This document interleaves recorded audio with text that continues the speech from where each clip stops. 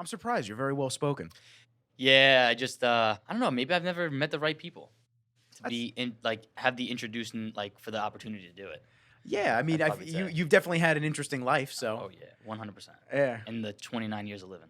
So let me. I just Yeah. want to ask you this right out the gate. Go ahead. So obviously, inked up. Yeah. Love it. Thank you.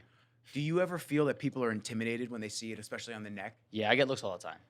Like you always, I guess it's different now because not everybody, most people are tattooed, but like you still get looks. Like I'll get a couple like, oh, and especially at the restaurant. The restaurants, it's even worse because it's like I'm out of the element compared to like what I guess the look of Yeah. the restaurant, you know what it is, and then it's like you see this guy and it's like, oh, that's different than everybody else around here. But then you come up and you're just Oh this, yeah, and then I just start talking. Everyone's you're like, just oh, this okay. awesome individual that's so friendly and bubbly, and they're like, oh, okay, that's cool.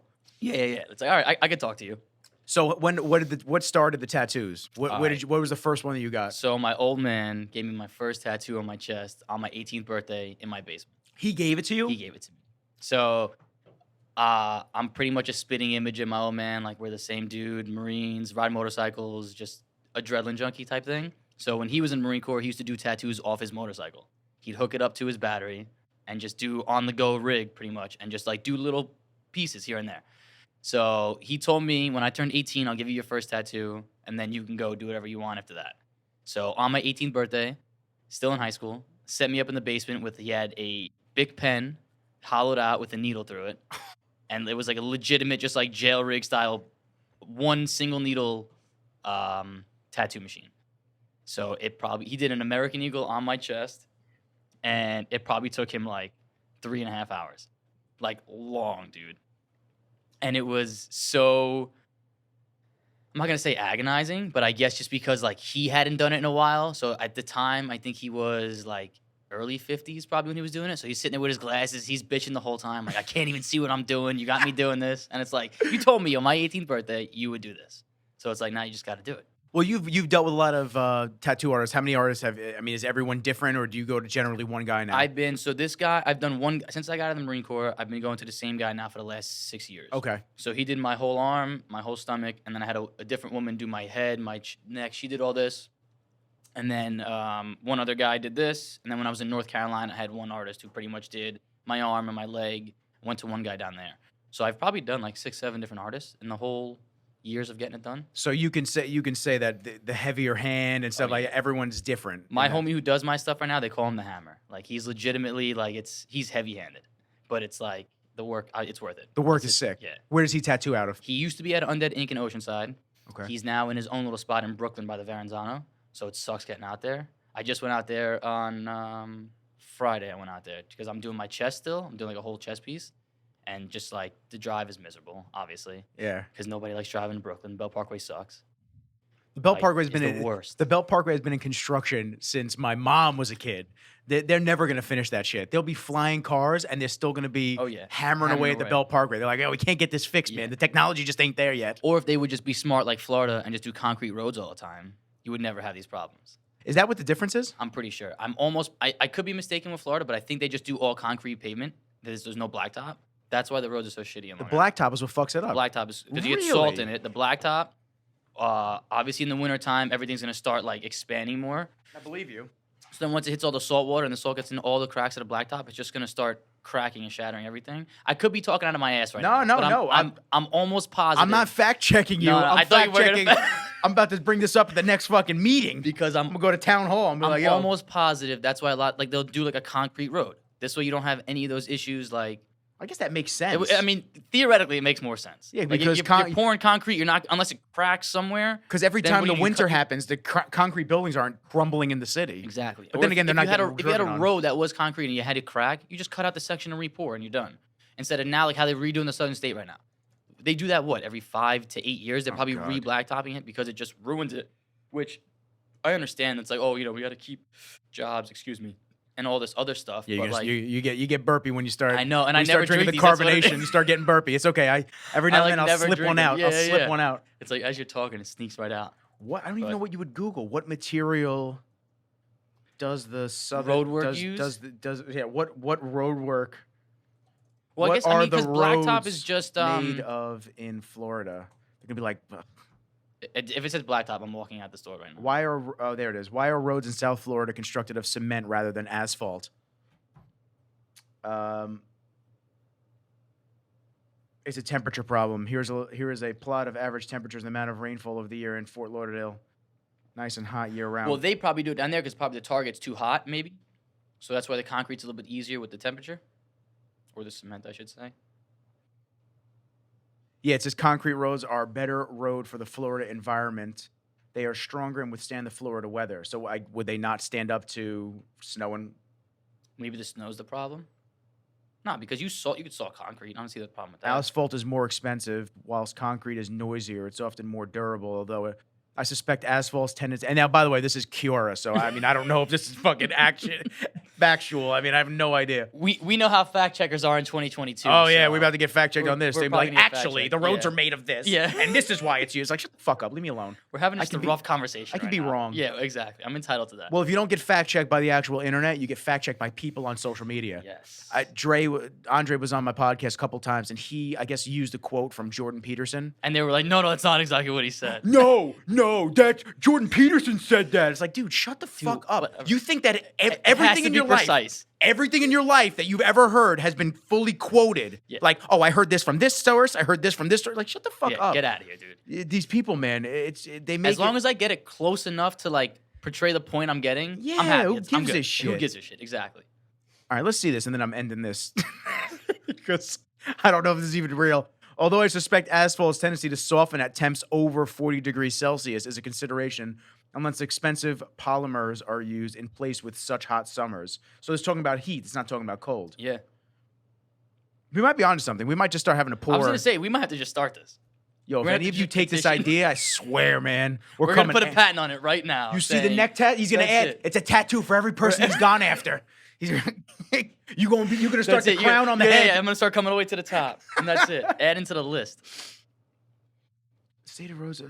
Now I'm interested. God damn. Yeah. Given that Europe consists of 45 independent countries, and that each country makes its own decision on what part of the budget is set aside for road maintenance. Well, they use all cobblestone in Europe. No, is that what you were reading about? It said. Oh, no, this one says, are roads in the U.S. worse than Europe? Quora is a weird site. All of a sudden, you're reading a question, and then it's another question. And it just goes to something, like, off to another topic. It's like, dude, I thought I was just reading something else. Yeah. Cobblestone, man. I guess there's some, romanticness to it. You ever go to Europe? Yeah. So Switzerland, Italy, France. Okay. I was in Spain, but I was too young to remember it. And so I was going to say, walking on the cobblestone is not. Like, no, it's not all great. Day, it's not ideal. No, it's not Definitely great. There's no give. There's no give. There's no give. I would, but then again, I didn't have Crocs back then. Yeah. So if I was rocking my Crocs, might have been way different. Way different. I gotta say, I'm probably 2 years on the Croc train right now. I think, and I was anti-Croc for years. Like never. You'll never caught me dead in Crocs. And then me and my girl went and got them. I think like 2 years ago. I think it was. And I was like, okay, that's it. I'm done. That's it. I'm set. Bro. Like, I get the hype about it. Yeah, 100%. Crocs and socks, too. Crocs and socks. Yeah. Always. I'm not leaving the house. That's another. Don't get me started. I'm never leaving the house without socks. Never. I'm not an open toe shoe guy. No way. Men should not be leaving the house in barefooted. With their pinky toe hanging out of a sandal? Yeah, no way. Go home, dude. Put on a pair of socks. And go back out of the house. No way. Yo, turn around, go back. That's where you start people at Nunzi's at the front door. Sorry, yo, sandals? Bro. No way, dude. Yo, are you fucking kidding me coming in here with that pinky toe hanging out? Go home. No socks? I'm from Jersey. I don't give a shit. I don't go care, home. Dude. Get out of here. Go buy a pair. I don't need to get. Go There's buy a pair Marshalls of socks around the block. Get a pair of socks. No way, dude. That's like probably one of my like I don't even know the right word. Like my undertone beefs is I hate seeing dudes leave the house in sandals.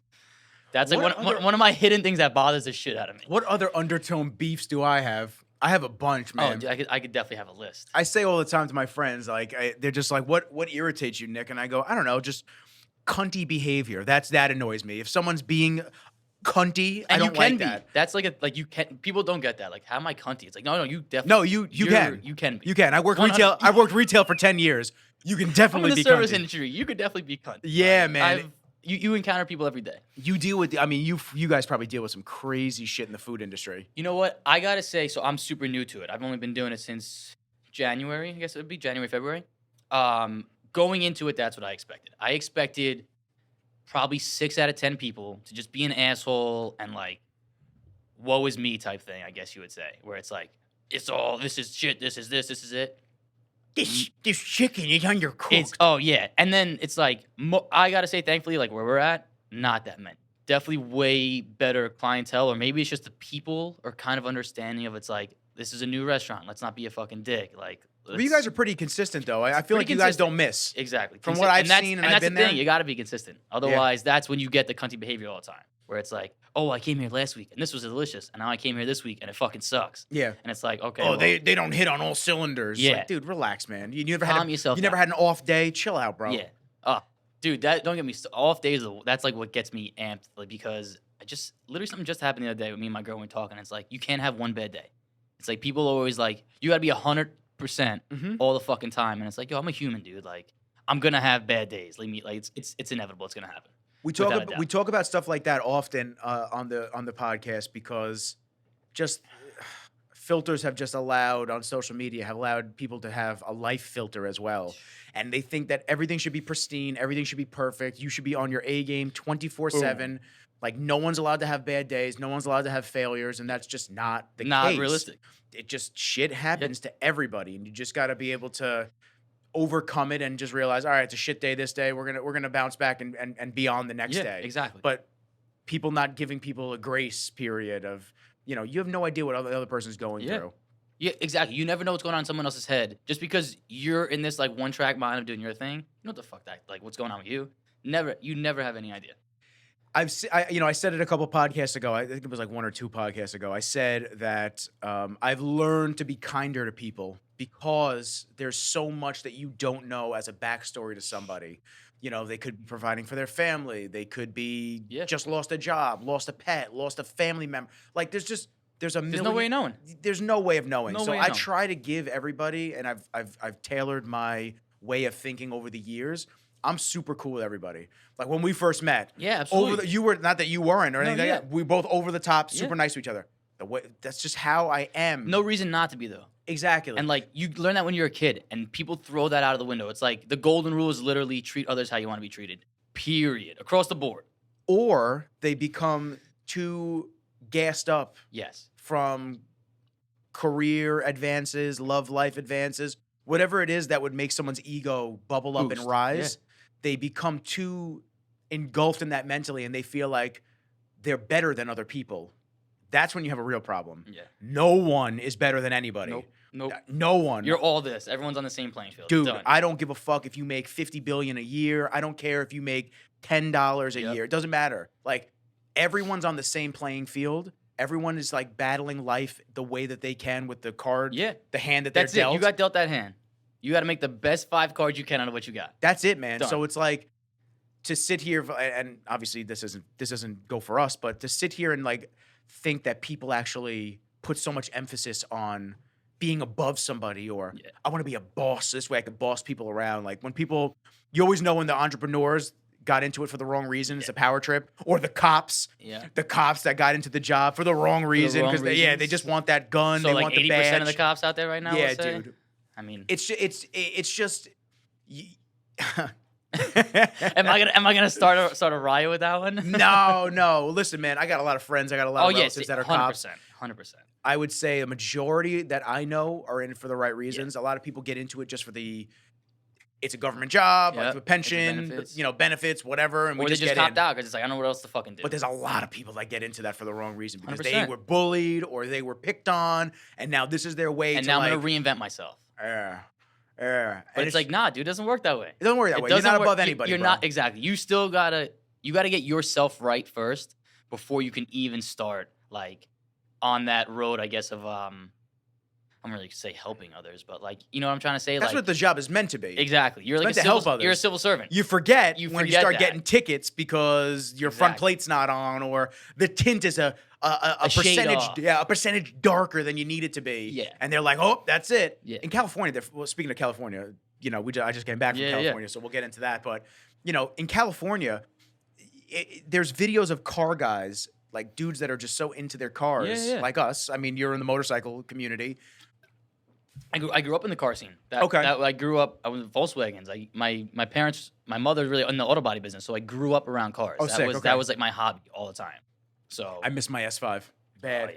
I miss my S5 so bad. I like my BMW truck, but I miss my S5. My S5 was stick shift, V8. Oh, it was just fun. Yeah, it was fun. Exactly. Oh That's my what God. It was. Just throwing the gears and just listening to that thing purr. It was great. And like enjoying it. Yeah. But there's car guys in California that the cops actually go around with decibel meters. Yeah, it's insane. Trying to cap you. Insane. If your car is a decibel too loud. Like, what are we doing? We've strayed too far as a society Bro, to be you just can't. That's like not a core value thing. Like, who cares? Dude, we have strayed so far as a society to allow people to get into power, which I don't care, and I say this all the time on the podcast. I don't care if you're left. I don't care if you're right. I don't care if you sit in the middle. But there's one thing that we can all agree on is that old decrepit fucks making billions and millions on all of us shouldn't be in power. Should not be a thing. And you should get out in a term limit, and you shouldn't be allowed to sit there unchecked and make rules. For as long as you want. And spend all our money however the fuck you want. Yeah. Oh, we keep sending money to different countries? Sucks. Yeah. Hey. Oh, but the potholes and all the shit in the state is still fucked up. But we're definitely gonna make sure that you record all your revenue. And if you're a penny off, 1,000th of a cent off, that's it, bro. That's it. We're dude. coming after you. We're coming right for your head. Right away. Fuck out of here. It's a Yo, joke. the people that think that these people in charge are there for your us. benefit. Your head is so shoved far up your ass. Shot. You're shot. Dude. Shot. And that's like to a point where I can't help you out. If that's truly what you're like, I'm not going to say what you identify as, but like that's what you're all about, then it's like you're so fucking blinded, dude. That's the definition of having blinders on. If you can't pull yourself out and have that outside perspective thought, you're black and white. That's what it is. That's like you're strictly black and white, and you'll never see it any other way. COVID showed that. Big time. It brought that to light with a lot of people. Time. And it's fucked up. And we'll talk, really fucked up. We'll talk about California because every time I have to go out there for work, everyone's just like, oh, well, let me drop this gain down. Hold on. Everything's looking great. But I just want to make sure it's part of, running your own show. Everyone's always like, oh, my God, I love California. Have you been out there? Have you seen what California actually is? They're like, yeah, well, Beverly. No. That's like a sliver of what California is. No, like most. Like literally a sliver. Yeah. Most of the state is overrun by homeless, has horrific government policies that just do nothing Especially South California. That's what that is. SoCal, SoCal is literally that. I haven't gone to San Diego. I heard San Diego's dope. Way nicer. I heard San Diego's dope. I was over there. I was stationed over in 29 Palms for doing communication school. Okay. For I think I was there. Sandy was like September, October, I think. So I was probably there from like October to February. So when I was there, I had to take advantage. I was hitting LA, hitting San Diego, all that. San Diego is by far my favorite. That's what I've heard. I've had friends that moved out to LA and then they relocate down to San Diego. I've heard it's way cooler down there. Total I've heard Orange County is cool too. Laguna. I've never done that. I've never been. When I go out there, it's for work. So for me, it's just I go to we go to downtown LA, which is a shithole, and we go to Venice, shithole. Yeah. So on this check, when I get the laugh, it's it's coming. So when I on this trip, it was for PowerTech. So PowerTech is a in-home gym fitness company. Like Kai Green sponsored by them. I'm with Kai a lot. Yeah. And so they liked what I've shot for Kai for Rain. Cheers.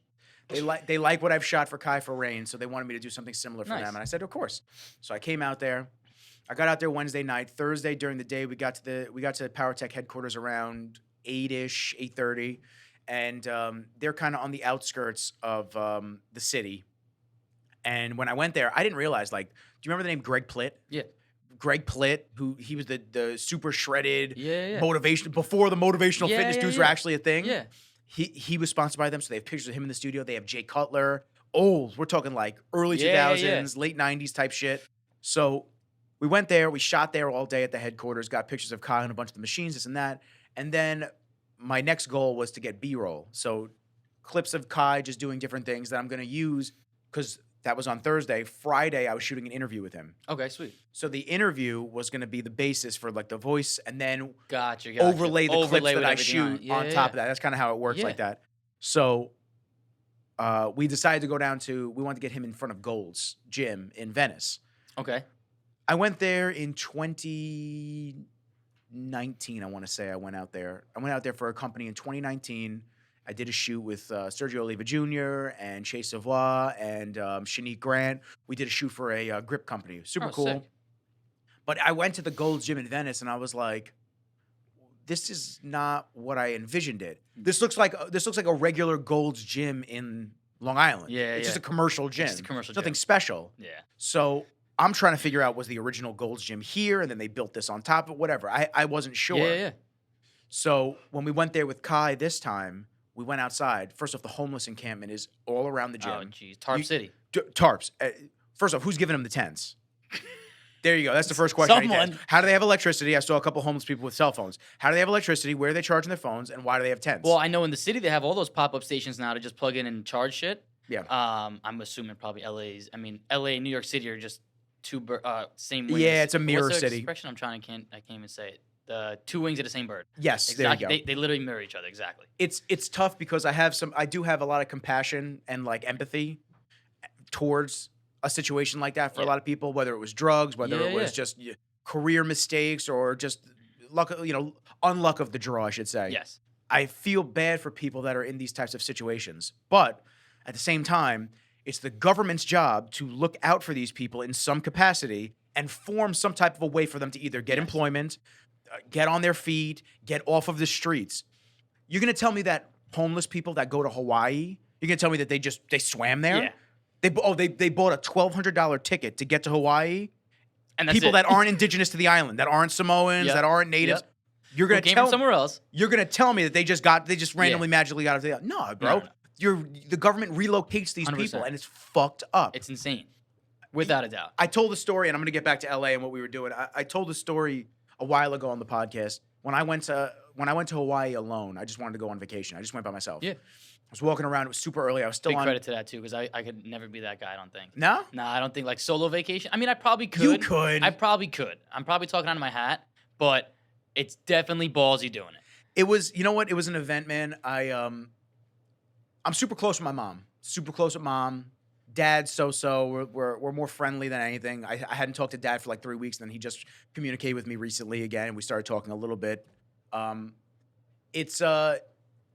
I have a very small family. Gotcha. Like my grandfather and my grandmother, my mom's parents raised me essentially. Okay. With my mom, because my mom's single mother since I was 2, working her ass off, this and that. So I'm very close to my family. So anytime I have to do like before business wise, every time I had to do trips, like college was my first time really being away. Yeah. Anytime I had to do trips, I always miss my mom, my of course. family. Not because like I'm scared or anything like that, just because. That's what you know. Yeah, I know a tight circle family. Yeah. So when my plans got turned upside down and I wound up having to go to Hawaii alone, I said, you know what? This is a chance for me to get outside my comfort zone and just like explore and live a little bit. And I loved it. I had a great time. One of the mornings I was still on East Coast time because they're 6 hours behind us. Yeah. I was walking on the beach and I saw this homeless guy that couldn't even lift his head up. Like it looked like he was just baking in the sun all day. It like hurt. It hurt to look at. I was just like, Like you feel for it right away.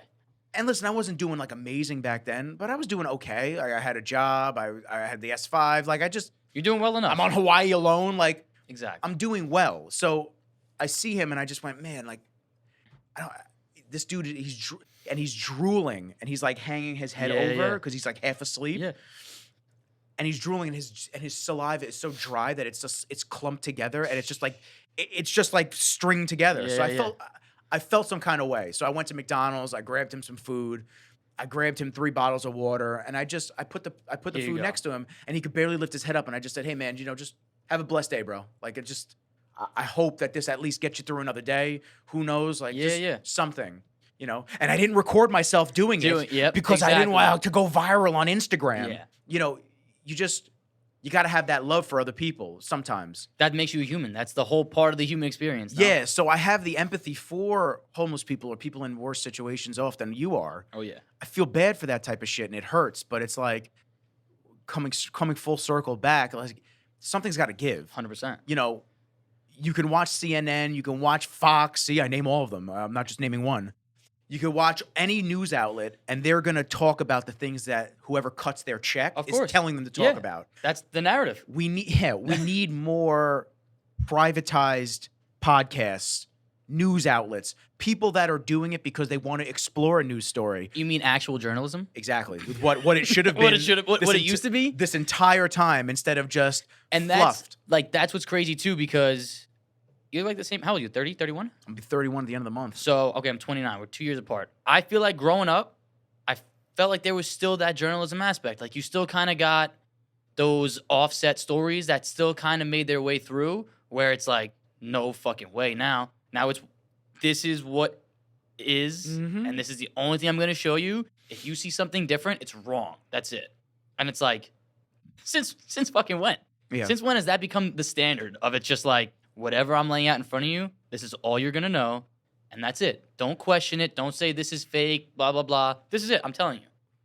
Well, I'm gonna botch the quote, and someone's gonna rag on me for it. But Richard Nixon once said, look him right in the fucking camera and let them know. Richard Nixon once said, the American people only know the truth if it was televised. And that's it. And that just kind of goes to show you how dumbed down the American people are. Well, that's kind of what we talked about initially, which got us on this little rant, which was COVID times and how it exposed a lot of people for... Listen, I think you can believe in your government. I think you can believe that they're trying to do the best for you. But when you see so much, I'm not going to say disinformation, but when you see so many different things that point to, nah, they don't really give a fuck, you can't ignore it. You can't ignore it. And if you do ignore it and you stick your head in the sand like an ostrich, ostriches, are they the ones that stick their head in the sand? I'm pretty sure. They do, right? Yeah. Those long ass necks they See, have. look at that fucking all my Animal Planet. God damn, learning about birds Got now. a little bit of education going on. You know, I think that when you choose to just put blinders on and just, I only want to hear about what I want to hear about, and just because I heard it from this one source, that means it's true. You're doing not only yourself but society a disservice, because then everybody just wants to kind of fit in, and nobody wants to go against what everyone else is saying. It's a fucking echo chamber. That's all it is. Yes, you're just reverbing off each other all the time with the same exact idea. Yeah, where's that going to get you? Yeah, it's weird how all of a sudden vaccinated, unvaccinated individuals... Oh, that doesn't matter. It doesn't matter anymore, right? So now that means all those people that lost their jobs, because I'm going to go ahead and raise my hand and say I was one of them. Can I have my job back now, please? Because I just had to wait it out. That's all I had to do. With back pay. Yeah, with back pay. I just had to wait it out. That's all I did. Yeah, I've had to have this conversation with a lot of people because they think I'm anti-vax. I'm not anti-vax. What I am pro is understanding the risks and benefits. To me, I got COVID twice. Didn't make sense for me to get a vaccination. Exactly. I was fine both times. I actually wouldn't have known the first time that I had COVID had I not lost my taste exactly. My taste and sense of smell. Yeah. Besides that, that's all I had. I think the second time, my cough, I'm not even elaborating. See? My cough is like this. Yeah. That was it for 3 days, and then it went away. So I think that when you start to weigh all that you hear, and I use this analogy a lot too. When I was competing in bodybuilding, I had a lot of people on this side saying, take steroids. They'll never do you harm. You'll be shredded. You'll live forever. It's the fountain of youth, blah, blah. And then I had people on the other side that said, no, don't take steroids. They'll kill you. They're horrible, blah, blah. And I kind of just listened to both sides, and I just made my own decision, which is what you should do with anything when you're presented with two varying perspectives. Yes. I don't care if somebody got a vaccine. Yeah. I don't care if you're a liberal. I don't care if you're a Republican. I don't care if you're unvaccinated. Doesn't matter to me. I don't give a shit. In the grand scheme of things, it doesn't affect me. Exactly. What you're doing in your life has no effect on me and what I'm doing. It doesn't affect me. And That's then when people would say, oh, well, if you don't get vaccinated, then you're killing other people. Well, guess what? You got COVID. Everybody I know that got vaccinated, y'all got COVID like 8 times, and it wasn't great every time. So I don't know what it did to help you, and you still transmitted the disease. So there was really no reason for you to get it technically. Oh, but it makes it less, okay, whatever. It's hearsay. Yeah. I don't believe anybody. Exactly. I don't believe the government. I don't believe anybody, so. Sorry. I thought that was a dog. Playing a little footsies down here. Are we playing footsie with the Crocs? I was about to say. Get me a little excited in here. Get you a little chill. It's the AC. I know, a little footsie action, warm me up. So, yeah, so it's just, I just, throughout the entire COVID narrative, whatever you want to call it, pandemic, issue. Look, I'm gonna call it a social experiment because I think so that's too. personally what I think. I think so too because they stripped a lot of freedoms and now they won't. 100%. Now they know what they can get away with, and there are so many people that just are easily just go, okay, fine, just take fine. it. Exactly. I need to get back to normal. The amount of people that I know that got vaccinated. And honestly, dude, I can't fucking stand that saying. Yeah. I need to get back to normal. Yeah, I need to get back to normal. My cousins, I love my cousins to death, but most of my cousins were all just like, I'm getting it not because I think I need it, but because I just want to get back to normal. I just want to do things. And I want to travel. And I'm just like, okay, well, instead of being like that, if you don't think you actually need it, why don't you just wait and see what happens? Wait it out, dude. You don't have to you don't have to make a decision at any point like, such a rash decision. Let me just do this. You don't know what any of this is. You have no idea. Not only the virus, but you don't know about what they're putting in you. Just take a couple of weeks to just see. And then they got the second booster, and they got the third booster, and then they said, "Oh, this is so ridiculous. Yeah, I'm not getting any more." I'm like, "Oh, so you got 3 already, though." So and then it's like, "Oh wow, I got all these boosters, and I still got COVID." Yeah, and it's like, okay, I didn't get shit. I had COVID like one time when it first came out, and the only reason I knew was because I had no smell and taste. Literally the same exact scenario. And did you get? Let me ask you this: did you get the smell and taste? Did it happen overnight for you? Did you wake up next morning, or did it happen when you were awake? It happened when I was awake. I lost it. No. So okay, so this is going to sound really weird, but I kind of think that they put it in our heads. Like, hey, listen, this is what's going to happen. This is like the cause of it. You're going to lose smell. You're going to lose your taste. And like, I know everyone thought about it. Like, oh shit, that's how I know I'll get it if I lose my smell and my taste. So I think quarantine had already happened. I was working at LaGuardia at the time. I was in the Carpenters Union, and it was like January, I think, and this was like when it was really starting to go down. And COVID was LaGuardia was literally it's an airport, dude. So that's going to be the center of where everything's going to happen, or whatever they say, right? So they ended up shutting it down. We ended up going home.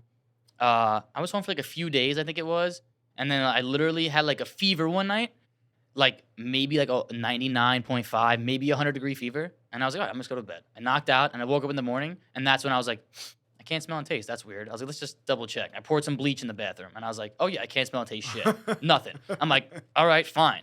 That was the extent of my symptoms. I was like, all right, whatever. I'll just wait this out. Like I was literally doing yard work and shit. Like I'm working in the backyard, like doing stuff. Couldn't smell and taste. That was it.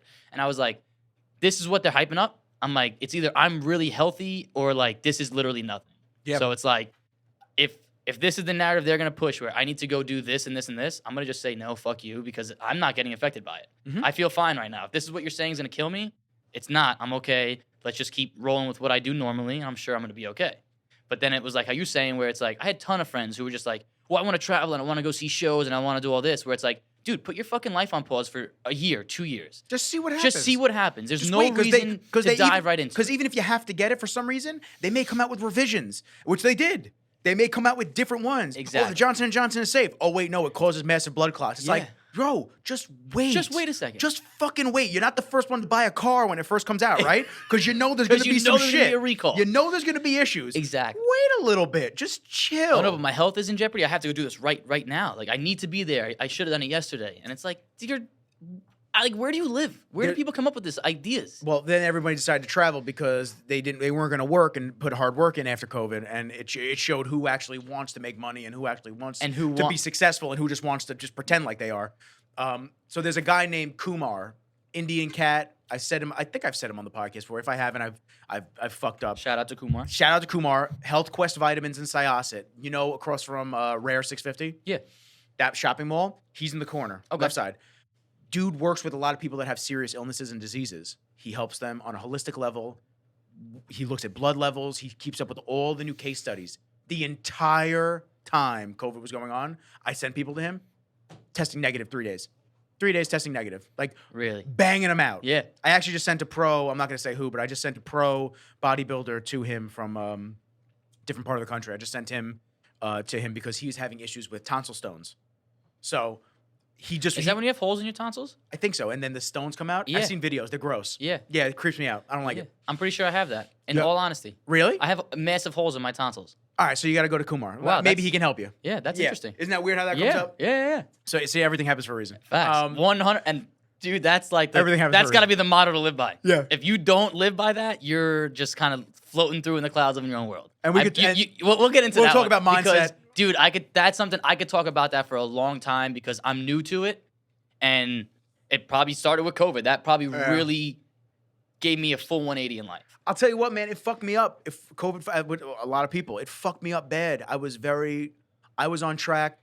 Well, now it's not anywhere near what I make now, but I was on track to make like the most money I had ever made doing my business. Doing your own thing. And I had a lot of retainer clients. I was feeling myself. Like I felt good. And that shit, man, that was a gut punch. That shit really fucked me, along with everybody. Yeah. I don't want to sound like I'm the only one that gets affected by that. Without a doubt. It really pushed P. It really pushed me on pause for a second because well, it's technically park for pushing people, whatever. We'll call a spade a spade. Whatever. Yeah, whatever. It's close enough. Yeah, pushing people. So so yeah, it really just fucked me. And then just the motivation, like no training, no money coming in, just isolation from everybody. Because we all took it seriously at first. Like, we all took it seriously at first. And because like you said, you think they're looking out for your benefit. Hi, Kenji. What's up, bud? We all took it serious at first, and then as time went on, it started fucking with you more and more. Like, damn, when's business gonna get back to normal? When am I gonna be able to like make money again? Yeah. I just got the dog. I'm stuck in the house with the dog all day. Not that that's a problem, but no, yeah, but absolutely, it's like having a toddler. It's like, oh my god, I just get cabin fever. I don't get a break. Yeah. So it was bad, but I think that it wound up making you either became stronger from that shit or fucked you up. Or fucked you up. So you kind of just had one of two options to work with. Yes. Over time, I've now learned that it made me stronger. Absolutely. In the moment, though, it felt like it was just knocking you down. It felt like it was going to be an eternity. Yeah. It felt like it was never going to end ever. Yeah. So now on the other side of it, it feels like it was so long ago, but it wasn't. It was only 2 years ago. Like a lot happens in 2 years. Exactly. Think about that. 100%. I tell people that all the time. I think like including COVID, my life has changed drastically in the last 2 years, and like I feel like it's never had that much of a speed up process in progression than it did these last 2 years. And it's like it feels like it was fucking yesterday. It does. Like it literally feels like I just got told, hey, listen, job site shut down. Everyone's got to go home. Like I don't know, shit's going weird in the country. And now it's like, holy fuck, that was 2 years ago. 2 years ago. Happened quick. You know what? Ooh, the footsies again. Sorry about that. Love that. Keep stretching them out. My man's stretching. So gotta get a bigger table. So let's go back to LA real quick. Let's revert it back. Let's go back to LA. So I was out in LA, and so we're talking about Venice Beach. I went down to Gold's, and now I was talking to this girl for a while that lived out in California, and she told me that vaccinated individuals are the only ones allowed in the Gold's gym. And this was recently? Still? Like they're still on that? We were talking back in like the winter, so okay. I don't know if it's still like that. It looks like it because they moved a lot of the equipment into the parking lot. So I'm sure that's where they hang. That's where they put us plague rats. So that's insanity. Yeah, and she told me that now she was somebody that got the vaccine, whatever, like that, and then she told me that they had to give them bracelets to show that you were vaccinated. I'm like, y'all don't feel like this is a little like Nazi Germany-ish? I was gonna say, what was it? The thing that the Nazis did to the Jews back in the day? They gave them numbers. They gave them numbers and tattoos, right? Yeah, that's right. Just wear this wristband though. It's different. It's different. I swear to God. Different. So history repeats itself, man. Dude, right? But listen, it's like, you're an asshole for saying that to someone. Yeah, you're a conspiracy theorist. You're a conspiracy theorist for telling you, yo, like what happened now happened like 80 years ago, right? No, that's way different. It's way different. Government doesn't overreach. Stop it. Okay, so let's make a Venn diagram. Show me what that happened back then and show me what's happening now, and let's see the similarities and tell me how much different they really are. Yeah, it's fucked, man. It's fucked. It's fucked. And then the fact that a lot of people just don't wake up, that's scary. Once again, I don't give a fuck what side you're on. I don't care. Exactly. There's two parties because they want to divide you anyway. So like, I don't care what you believe. You're just feeding into that. With the division, you feed into their stuff. Yeah. Oh, fuck you. That's what you think. I never look at somebody that's different opinion than me and go, oh, fuck you. You're wrong. Yeah. No, you're entitled to your opinion, man. Yeah, dude, 100%. That's how you believe. Believe it. Tell me your story. Let me hear it. Maybe if you can convince me into understanding your side. I'm all about that, dude. Yep. But I'm not going to sit here and be like, no, you're a fucking retard because what you're saying doesn't align with what I'm saying. Yep. Okay, then you don't get it. You don't get it. Yeah, that's why I know my family members very, no, you're good. It's okay. My family members, they're very like bickering with politics, shit like that. I just walk out of the room. I'm just like, all right, guys, peace. Enjoy wasting your energy barking at each other when realistically, number one, these people that you're fighting about don't give a fuck about you. Shit. I don't care who you are or what you believe in. They don't care about you at all. Not even a little bit. Keep living the illusion of it. That's cool. Yep. So anyway, we went to LA. I love how we start to try to get to the story and then we revert. That's always how this podcast goes. Literally, always. So I was gonna get video of Kai in front of Gold's Gym Venice. Okay. And I said, yeah, no, it's gross. I'm not doing it. So we get into the car with one of the Power Tech guys. We're driving around, and all of a sudden I see a building, Gold's Gym. I go, yo, is that the real original Gold's? He goes, yeah. I said, oh dude, that's it. Pull over. I said, I have the clip on my phone. I'm not releasing this one yet. Yeah, this one's good. Hold on. Ooh, my canvas is shipped. Love that. Nice. Got motivational canvases coming. Oh yeah. Where is Kai in front of the original Gold's Gym? I'll tell you what, man. I was like, dude, why did they even closed? The doors are totally closed on the outside. Oh, that's sick. That's tough, right? That's sick. That's tough. Wow. And that's still in Venice, though, or no? Yeah, no, it's in Venice, but it's like a couple blocks away. Wow. I want to see how far away it is. I'm just like, why did you guys? Why would you shut it down? Yeah, I mean, listen, I get it's small and you have a ton of members now, but the nostalgia behind it. Yeah, man, buy the block. You got no. Exactly. They had enough money. They probably at that time they probably had the money. Yeah, there it is. There's the actual original Gold's Gym. Like that's fire. That's sick. That's fire, man. That's really cool. And y'all traded this for that commercial looking gym? Yeah, for that duplex? Nah. Yeah, no way. No, not sold. So I got video of him in front of there.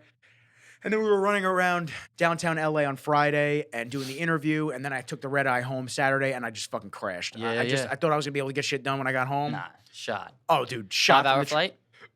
It was like 4 hours and 50 minutes. My pilot must have had some cheeks to get home to because he was cruising in the. I got something waiting for me. I gotta get home. But then I'm like this on the flight. I'm like this. Oh yeah. In the seat. I'm just trying to get comfortable like this. I'm sleeping. Yeah. And then I had two girls behind me that wouldn't shut the fuck up for the first 2 hours of the flight.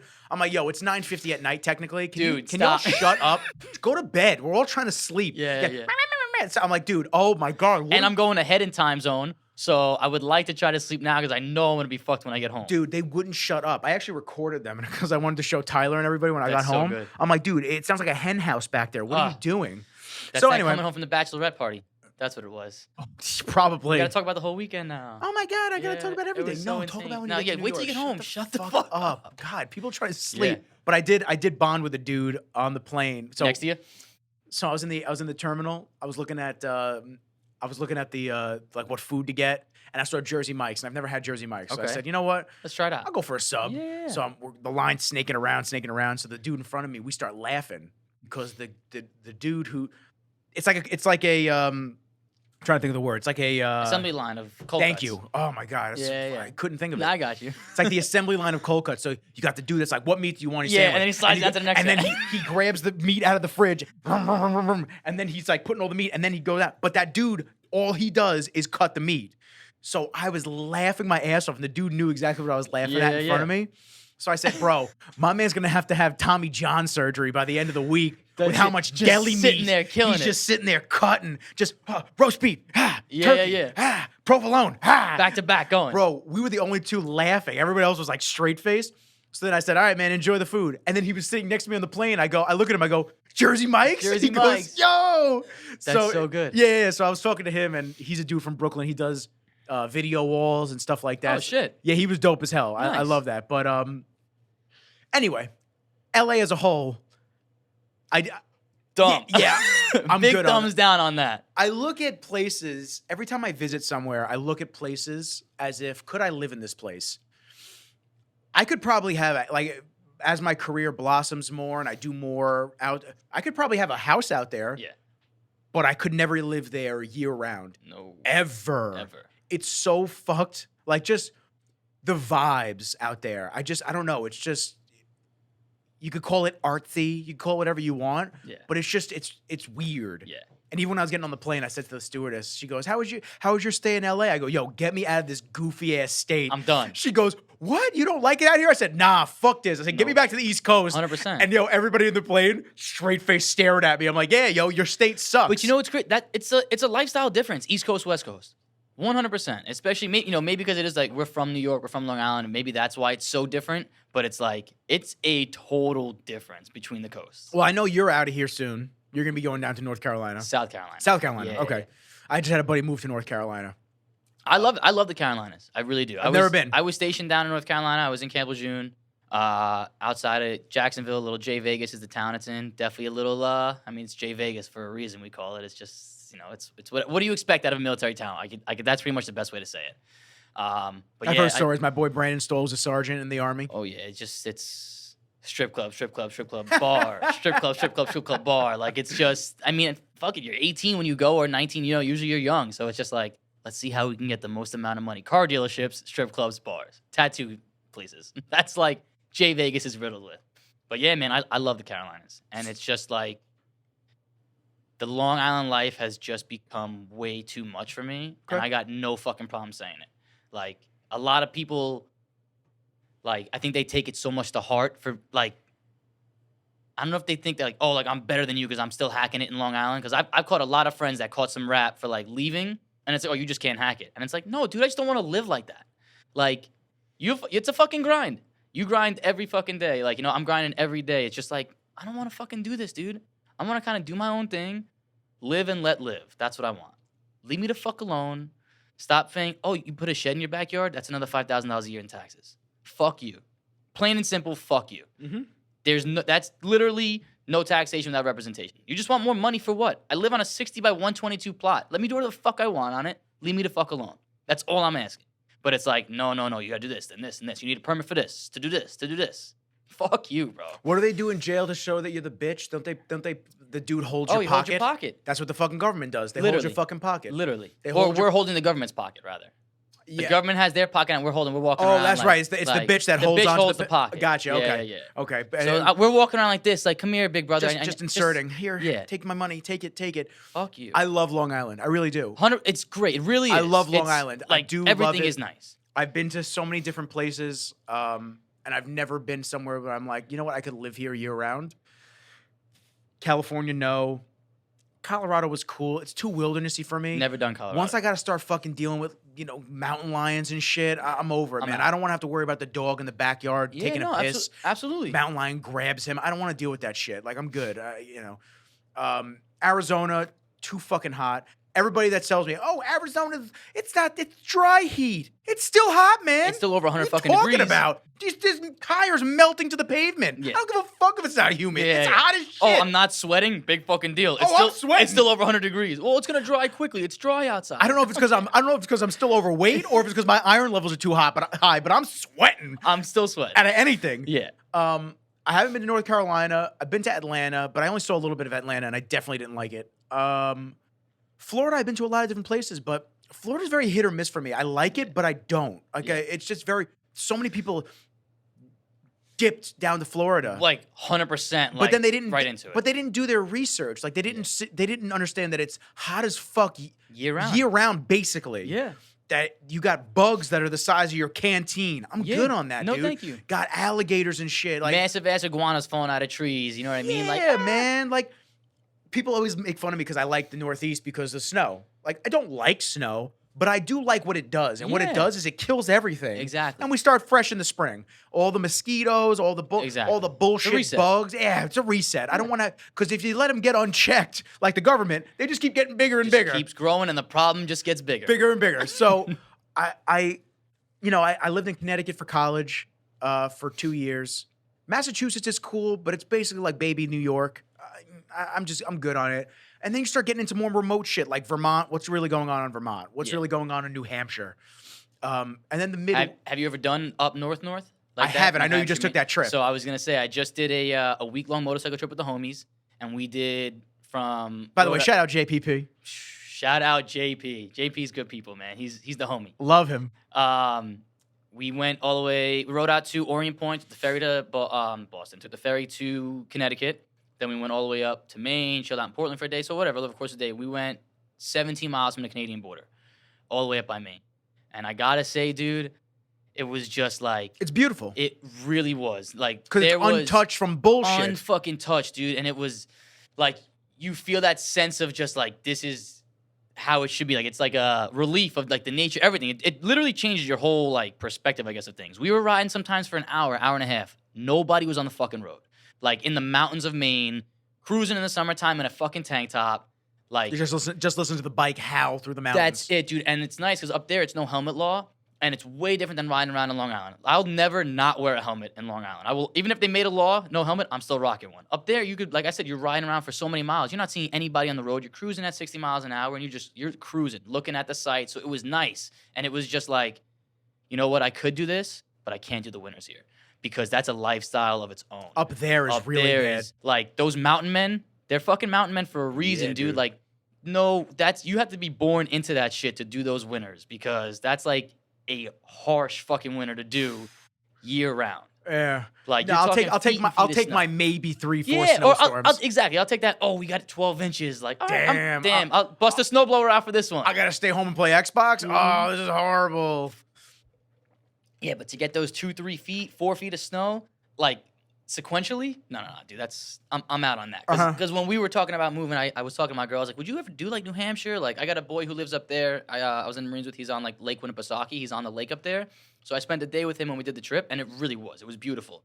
But then I was like, so like summer to winters, how does it compare? He was like, well, the summers is sick, but I'm not getting my winter's way longer than my summer. So the juice really isn't worth the squeeze on it. And I was like, all right, like that makes sense. I totally get that. So it's just like, I told us, I don't want to do that. I'd rather have somewhere where I can at least enjoy more of the nicer weather for a longer period of time than have a longer winter and be like, fuck this. Like, no, I'm not cut out for that. And I have no problem in saying it.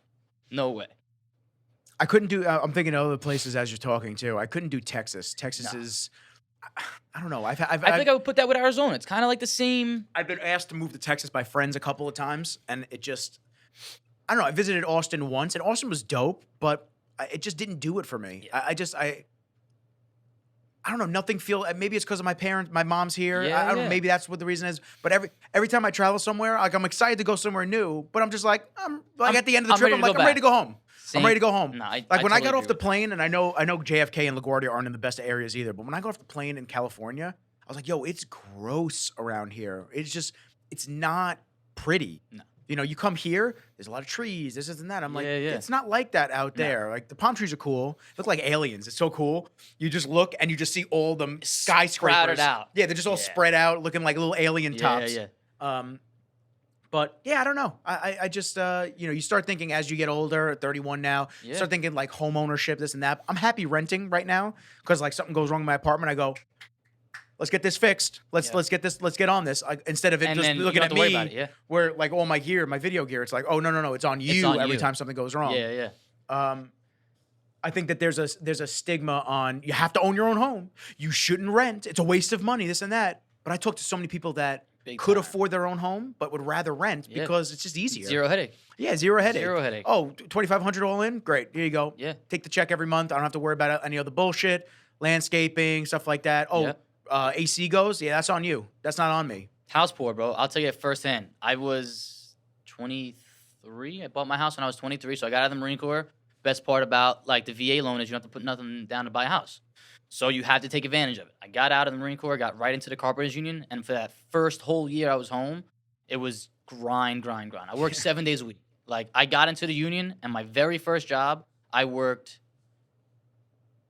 It was like 44 days straight. 0 days off. I literally worked for my first day, 44 days straight. And it was like, I got to grind because, I'm not dogging living at home, but it was rough. I left when I was 18. So I was on my own for 4 years. And when I come back home, not to say it was like my household was so strict or nothing, but it's like, you're going back to like, I'm going backwards. So I was like, I need to fucking grind and do what I got to do to get my own stuff and be on my own. I was ready to go look at an apartment. And my mom was like, hey, listen, we have a family friend looking to sell a house. You want to go take a look at it? And I was like, all right. And if it wasn't for like loving the house and falling in love with it right away, I would have never bought a house because that's just like you said. Now you have to deal with all the bullshit on top of it with buying the house. You have all the headache stuff. Oh, I got to worry about landscaping. And if, like you said, the AC plumbing, breaks, I got to do this, I got to do that. And everybody you buy a house from, for the most part, just does homeownership. And they don't want to talk about what's wrong with the house because once they sell it to you, they're out. It's not my problem anymore. It's not your problem. Here you go, bro. Done. Oh, you didn't realize that the septic tank overflows? That's on you, man. Sorry, man. Sorry, bro. Yeah. You didn't ask me about it or whatever, or you just have no contact with them. Exactly. Yeah, my mom was asking me when I was getting ready to get my first apartment. My mom was asking me, she's like, do you want to just get a house? Like, do you want to just buy a house? You have enough money to put down and this and that. And I was just like, not really, because I don't want to blow my load literally on the down payment. Exactly. And then all the unexplained or unprepared for expenses come. Now I got to try to find money for that. Now I'm in 20K deep. Yeah. 30K deep on top of what I just paid. And then I have no money saved up now. Yeah. That's like you become house poor right away. Yeah, I was good. House poor. I like that. Yeah. I can't even take credit for that. That was a guy before I bought my house, a dude I was working with. He's like, yo, I'm letting you know right now you're young. He's like, just be prepared to be house poor. That's what it's gonna be. He's like, I'm not like ragging on you for it, but just I'm letting you know it's gonna happen. It's inevitable because A lot of my friends, like you said, that unexplained shit that's gonna happen one night where it's like I go to flush the toilet and now it's not flushing and now I gotta sit here and dive into this, or there's a plumbing problem with this and this, and now it's like, fuck, dude, how much is this gonna cost me? Luckily, I'm hands on, so like I have somewhat of that knowledge, but it's like for a dude who doesn't fucking know nothing, YouTube's only gonna get you so far. Yeah, because there is. If I'm getting paid to do it, I'm a professional. You're not getting paid to do this shit. You know what the fuck you're doing. Period. Like YouTube University is actually what taught me how to do most of my shit. Yeah, for the videos. Yeah, that's tight. Yeah, but then you probably self learn from there. Yeah. A lot of the shit you buy in the video business, it's just it doesn't really. It comes with instruction manuals, but it doesn't. You got to figure it out. Figure the shit out. See how it goes. Yeah. But that's also nothing wrong with that though. I'm a big self taught with a lot of things. Yeah, I wish I didn't spend the $50,000 on my college tuition. Actually, it's more than that, but $50,000 in is $52,000 a year. So you mean to tell me you taught yourself more than the institution taught you? Yeah, isn't that weird? Wow, that's crazy. Isn't that weird? I would have never guessed. And that. I was able to form my own opinions on everything, and I wasn't spoon fed ideologies from them. Yeah. No, don't believe this. Believe this. This is what I want you to know. Leave it alone. Leave it alone. Just cover my mouth. Don't touch me. As I make you choke. Oh. But that's what it is, though. Oh, it is. It is. That's you were talking about Marines. Yeah. So I want to touch on that. Yeah, absolutely. So what age were you when you got into the Marines? So I joined when I was 19. I figured by the time I got out of high school, give myself a little bit of time to kind of enjoy some life things because. Sorry, I got a cough again. No, cough it up, baby. I feel it's still a little stuck. Yeah, cough it up, man. The old cliche saying of you never really know, like what you know then is not what you're going to know when you get older. So like when I look back on it, it's like 18, super fucking impressionable of an age. And you don't think that when you're 18 at all, like in any way, shape, or form. You're like, I'm a fucking grown-ass man, I'm 18. If 29-year-old me would slap the shit out of 18-year-old me, but you don't fucking know shit. And like, that's cool, totally cool. But like, don't act like you know everything. So, like, I decided, listen, let me take at least a year. Let me try to enjoy our work, try to save up some money, because I know I'm not going to make any money in the Marine Corps. Not like that's what I was joining you for, but I know I'm not going to have any money. Let me try to get some money at least to help myself out. What was the reason for joining? So, come from a military family. My old man was in the Marine Corps. My dad's father did 12 years with the Navy, and then my mother's father was in the Army. Okay. So, everybody pretty much kind of military-esque. Not saying growing up, my old man forced it down my throat in any way, shape, or form. But he always kind of like, hey, listen, this is what I did with my life, and this is where I'm at now. I think the Marine Corps helped me out to get where I am. So that was kind of always what he instilled. And I thought that was really cool. Not like, hey, listen, this is what you're going to fucking do when you're 18, and that's it. So it was cool to have it that way. And I mean, and not only that, personally speaking, I think everybody should have to serve at least like 2 years for your country. Not only like for the patriotism fact of it, but like, as I'm saying with that super impressionable age of 18, you grow the fuck up. Like, quick. And like, I stepped on those yellow footprints in Paris Island, and my whole fucking life was stripped away from me right away. And it was literally like, everything you fucking learn is done. This is how we want you to be. And it's like, I guess you could say that's got that, that's that yin and that yang, that good and that bad on both sides of it. But like, I wouldn't be standing where I am today if it wasn't for that. So I gotta give the credit to it. And it's like, they really do break you down and build you up the way they want you to be. Yes, people, brainwashing is a real thing. Like, that's real. So you can't sit here and say it isn't, because they literally strip you from what you know, and they want you to learn the way they want you to be. And that's cool. I mean, that's what you fucking do. You join, you join the military because you want to be a fucking war dog. That's what it's all about. Was that easy for you when they were doing that? Or was it something that was a challenge for you where you had to kind of reset? Definitely had to reset a little bit. I mean, I'm the type of person where if I say I'm going to do something, I'm going to fucking do it. Like, that's it, period. So going into it, it was like, I know what I'm signing up for, but I kind of don't know what I'm signing up for. But whatever it is, I'm going to just take it on the fucking chin and do the best that I can of it every single day. That's it. That's all I can do, and then see where the progression leads me. So that was, so I was 19 doing that. So boot camp was definitely, the first 2-3 weeks, the mental aspect of it, it's shell shock totally.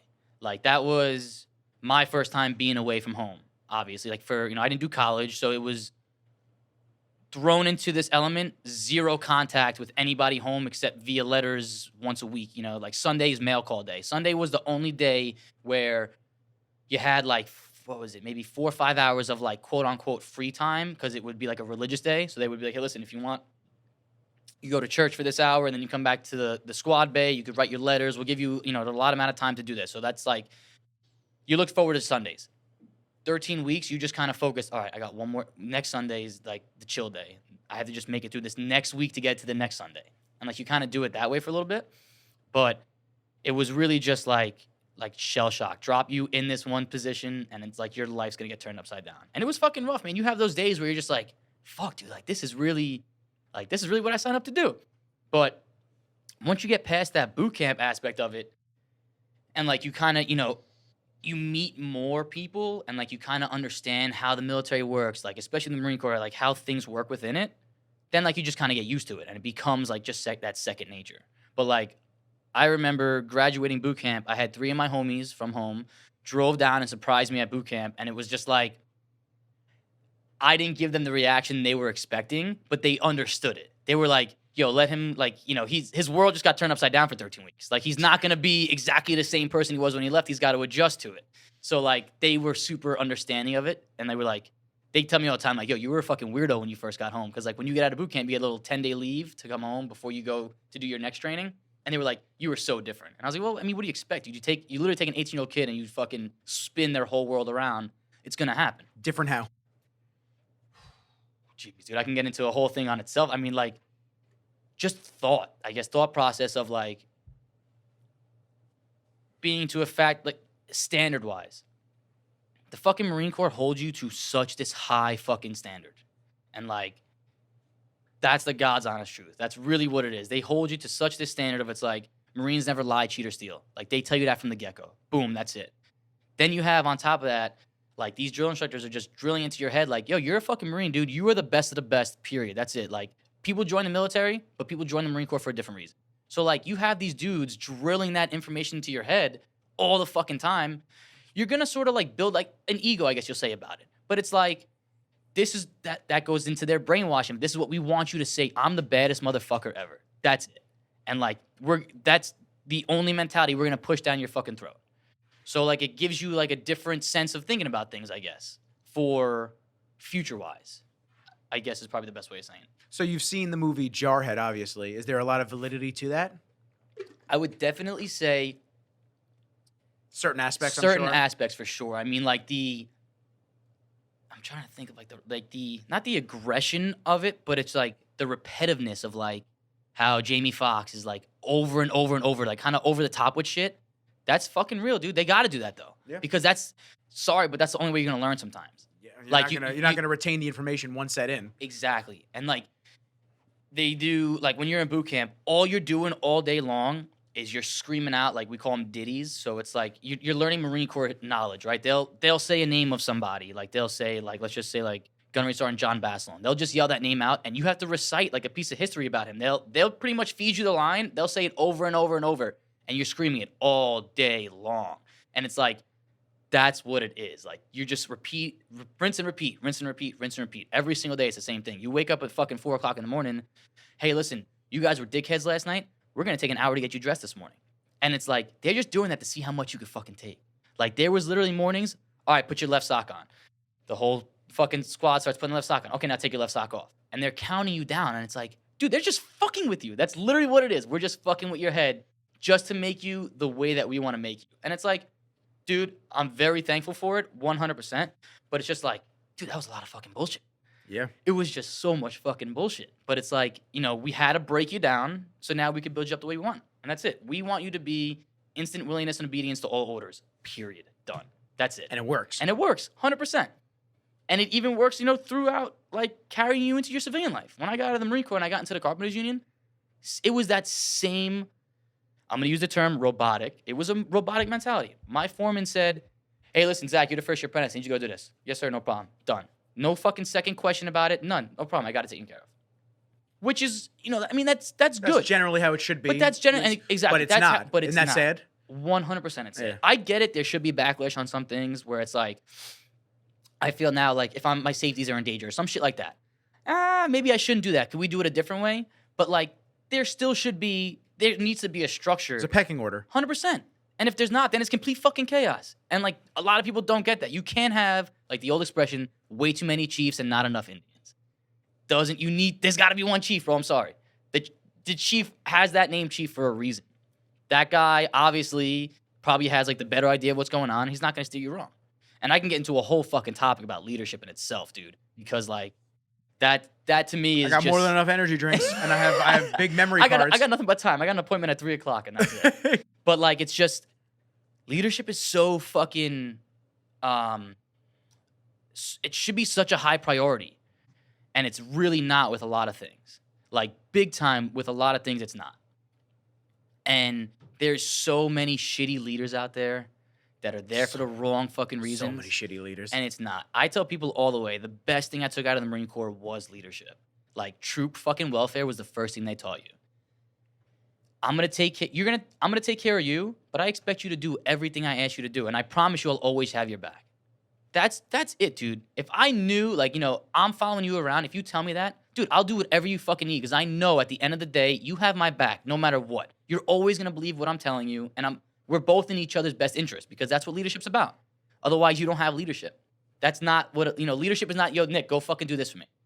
That's not, I was getting in the trenches with you. Leading from the front. That's why you're a leader. You're in the front of everything. You're doing everything with the guys, and you're showing them like, listen, I'm right here fucking with you. I'm gonna make sure we all get through this together. That's the difference between a boss and a leader. Exactly. That was kind of what we touched on earlier with entrepreneurship. Yeah. Dudes that get into it and they're just like, oh, I just can't wait to have a team so I can just boss everybody around. It's like, nah, bro. Yeah. Like, you got to be in there with everybody. A boss has money. A leader has a mindset. Done. That's it. And it's just they're so far and few between. And why do you think that is? Is it society? Is it? I don't know if it's an experience. Is it a lack? Is it a lack of motivation yes. and drive to actually? Yeah, I think society, great? Like you're saying, society putting things in your head makes you like, oh, I'm the boss. That's fine. I'll just tell you what the fuck to do. Mm-hmm. I'm your leader. No, you're fucking not, dude. You don't understand how it works. Then, just because I'm your boss, I get to tell you what I got to do. Like, go do this, go do that. That doesn't doesn't work like doesn't work like that. Yeah, that's not leadership, dude. Not at all. Yeah, it's I've said it a couple times. There's this thing called fearless feedback. Is something that was at Apple, and at first I thought it was really corny and I hated it. Apple's a very drink the Kool-Aid company, so when I worked there, I was just not that. So I was always an outlier. Like I wouldn't sit there and just accept everything that they said to me. I'm like, nah, bro. Like what you're saying is dumb. Like I'm not gonna do that. Like, there's a better way to do it, or there's another way to go about things, or you have to take care of your people a different way. Like there's other ways to do it besides just what my store lead, the leader, is telling me. So fearless feedback basically allows you to give feedback to anybody without any issues. You can't fear for your job. There's no worries about you giving feedback to a higher up and then them starting to cut your hours or fire you. They have to be receptive to the feedback. Cool concept. I can get on board with that. Very cool concept. I hated it at first. Then I went to another company afterwards, and there was no accountability at all anywhere. Everybody would go like this. Everybody would be like this. Nope, not my problem. Nope, that's that department. Nope. All the way. So I had to explain to them, I'm going to give you some feedback. This is fearless feedback, what I learned from Apple. What you're doing sucks. This is why it sucks, because it affects me A, B, and C, and it affects the company B, C, D, like whatever. Yeah. This is how you can fix it. Simply by just being responsible for your own shit. And if you fuck up, you say, hey, I fucked up. My bad. Or if you don't know an answer to something, this is a big one. People might not understand this, but if you don't know the answer to something, you can simply say, hey, I don't know. Let's find out together. Pretty easy concept. Yep. Not very hard. Not hard at all. But it seems to be hard because everyone wants to act like a pro nowadays. Oh, wait, so you have to ask for help? Yeah, dude, what's the problem with that? Or like, you can ask for help. Yeah, that's okay. It's nothing is wrong with that. Yeah, I listen to a lot of different entrepreneurs that creative industries and just everything. And the biggest thing that they say all the time is like, listen, I wear a lot of hats for my company. I am the owner. I am the billing and invoice department. I am the HR department. I am the grip, it's called. Grip set up everything. I'm lighting. I'm drone. I'm the shooter. I'm the editor. I'm the colorist. I'm the fucking podcaster. Yeah. I'm literally everything. So I take all of these roles, but I can't be great at everything. There's just no way. Like I can be really, really good at a couple of things. But at some point, as my company continues to grow, I can't do invoicing anymore. Yeah. I just can't. I don't have time to do the busy work. Let me fill out their name. Let me put a proposal together. Let me do that, and then I'll send it out. I don't have time for that. So like when I start hiring people, that's one of the first things I got to do. I got to get people to do invoicing. The busy work, absolutely. I got to get editors. My clients love the way I edit. I tell stories. I do things much cleaner than a lot of other people. Whatever it might be. I appreciate that people want me to edit and shoot. I'm growing. I can't do it anymore. So I'm going to have editors for a lot of my other jobs. It's not to say that a client isn't as important if they get one of my editors on my team. Exactly. But I have to be able to like offload some of this. I'm not good. It's not that I'm not good at it. I just don't invest enough time to learn how to do graphics and After Effects. Yeah. I just don't have the time to learn that shit. I'll get somebody to do all that. You can do all the compositing for me and all the graphic and work. I'll focus on doing all that. And I'll focus on the story. Here's the graphics. Put them in. I'll approve it. We'll send it out. But you see, you recognize that. Yeah. A lot of people can't recognize that. Like, I'm a one-man fucking show. This is it. This is how it's going to be. Yeah. I don't want to be a one-man show. Exactly. Profit-wise and just having to pay people, I don't want to be that guy that underpays. Yeah. I just don't want to be the guy that just cuts corners, and then the people that work underneath me are affected because by then it. Cutting corners, now you're losing quality in your name. Yes, exactly. That goes. Where's my standard? And they're like, "Oh, yo, Nick's only paying me $100 to edit this. This is bullshit. I know he makes X amount of dollars, or I know that he if he was doing this freelance, he would charge X." Like, it bothers me. Like, I want to give everybody what they're worth, but until I can fully get on board with it, once the overhead is met and all my contracts are signed and everything is like the stars align. Yeah, I know technically they never align, but they will once. They eventually will. So I want to be able to bring people on and do what they specialize in. Yeah. Like I said, if there's somebody that may shoot real estate better than me, done. You're my real estate guy. That's what you're gonna do. Go shoot real estate stuff for me. Yeah. That's beautiful.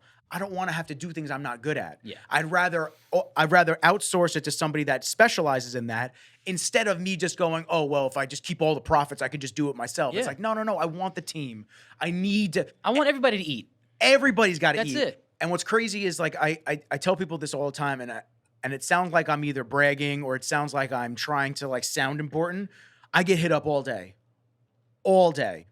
It's actually exhausting because my brain doesn't turn off. I woke up 3 a.m. this morning. I couldn't sleep. I'd start editing. Yeah. Like, people are asking me, other videographers ask me how to price things. How do I do this? How do I do that? Clients, podcasting. Like, there's a million and one things. Like, and I can't give everybody a time and attention. I just can't. You can't. My brain just doesn't Not work. enough hours in a day. I need some time to shut down and just be able to decompress completely. Be distant. So like having people on the team that can handle these busy work things for me. Like exactly. Bro, there's a guy that I talked about a couple of podcasts ago with Jamal. And I made it a clip and everyone was laughing their ass off. The dude that owes me money. Yeah. He still hasn't paid me. Yeah. It's been over 2 months. He still hasn't paid me and he's been dodging my phone calls. Although I get paid, the only reason I do videos with him is because he's known to be like this. The only reason I do videos with him is because it's a very large cut. Gotcha. Comparatively to what I would normally have to charge, and I'd have to edit. He takes all the footage. Gotcha. Just raw footage, give it to me. He takes all the footage, and then he has his team edit it, so I don't have to worry about that. Yeah. And the chunk of change that I get for that job is really good. But now I have to hunt you down for 2 months to pay me. It's not worth it anymore. I might as well have not even done the job. Exactly. And I might as well have been paid a lower rate to do a different job. Just do it all myself. Where I would have gotten the money right then and there. I knew I was going to get the money right away. So you have to, I guess my point that I'm trying to make on this topic is you have to be able to prioritize what you can accomplish in a day. Yeah, absolutely. You have to understand that, okay, this person may pay you a large amount for this, but how much of a hassle is it going to be dealing with that client, trying to get paid by that client? Yeah. And then if you're not good at graphics or you're not good at carpentry, like whatever, you have to be able to assemble the team that is good at that. That's going to get you there. To alleviate the stress from you having to do it. I always say, is the juice worth the squeeze? That's it. Like the cliche saying, but that's what it comes down to. You got to think about all that stuff. Is it worth me doing all this to get that end product? Nah, that motherfucker ain't worth it. Sometimes it's fucking not. He's not worth it. But now you're at a spot where it's like, well, now I need all these other people to help me out because there's no fucking way that I can get all this done myself and still keep my name the way it is. Yeah. So. It's listen, once again, the biggest thing I can like say is that it's a good problem to have. Absolutely. I'm happy that this is the problem I have, and I'm not sitting here twiddling my fucking thumbs like, oh, there's no business. Exactly. it's a mindset More thing money as is going well. out than coming in. It's a mindset thing as well, and that kind of puts us into the next topic, the mindset thing that you were talking about. Yeah. And then we'll get back to the Marines and kind of your experiences. I got a question for you. Am I allowed to take a bathroom break on this? You can take a bathroom break. All right, so we got to run to the bathroom real fast. Go. Where's it at? So it's around the corner. It's around the corner, and then you'll see. Go out there, right, and then left. You'll see it. So as we take a bathroom break, give us a second. Kenji! I'm so excited to get these canvases. Oh, sorry, Kenji. I hit your paw, but I'm so sorry. Oh, stepping on me and the dog? I'm so sorry, bud. That's all right. He's all right. It's a big ass.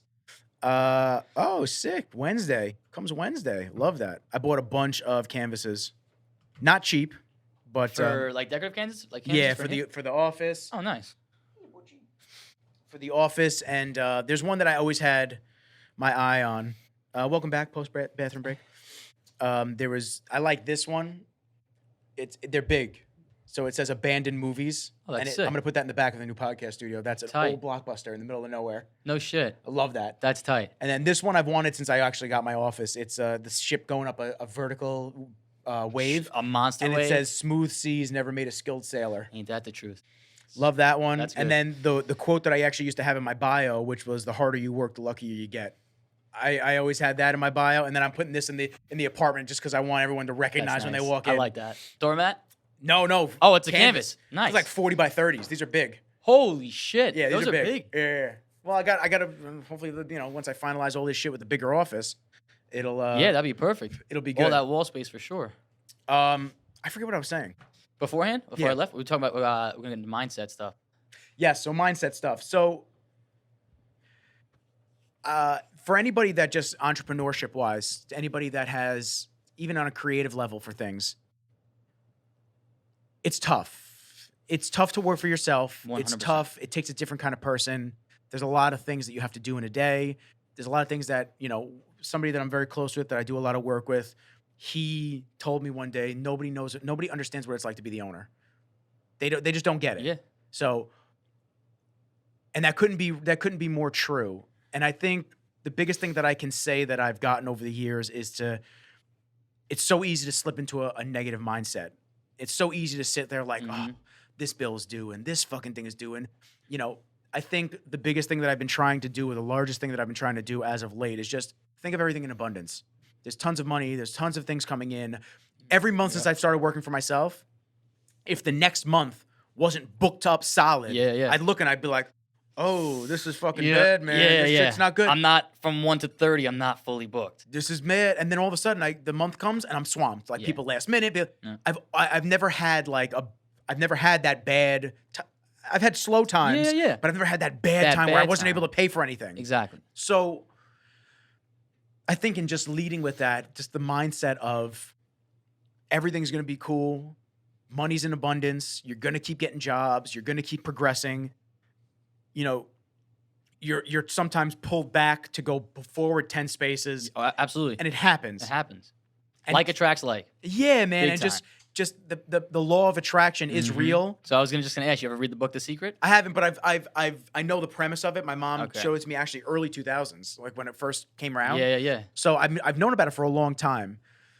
I was talking to Sabrina in my last episode. I was talking to Sabrina about stuff like this. I'm very realistic in my thinking. Yeah. Like I'm like, no, I know that I'll get more jobs, but like there's a chance I don't. Like I know that and I have to kind of tone that realistic side down. Like I know I'm going to have a safe flight, but there's a chance the plane could crash. Like, absolutely. I know that these are real things. That's the human in us saying yeah. That's and it's that hard human to turn action. off. It's like, oh, well, it could also not go as well as planned, but it's like, no, it's going to go fucking good. Like it's going to go good. Yeah. So I've been trying to turn that side of me off for a long time now. I mean, like when Kenji had his little health stint, his little health issue, it was like, I was thinking, oh, what if he has it again? And I said, I'm just like, he's not going to have it again. We're going to be good. Exactly. And he's been great. Knock on wood. He's been fine. So I'm not saying that that's like what's causing all of this positive stuff, like is causing all of it, but it definitely helps. Definitely. To not sink into like your own shit and your own thoughts. 100%. I'm a super big advocate. I mean, I'll first off say I read that book probably in quarantine, I want to say. I think I read that book during quarantine. And that's really when I noticed a change in my life of like understanding those kind of concepts and being like, you know what? I've been living my life this whole way. Let's just fucking switch it up and try something new and try this mindset at it. And like, really does change things. When you look at it through that aspect of like, no, this is what it's going to be. This is what's happening. It's going to fucking happen.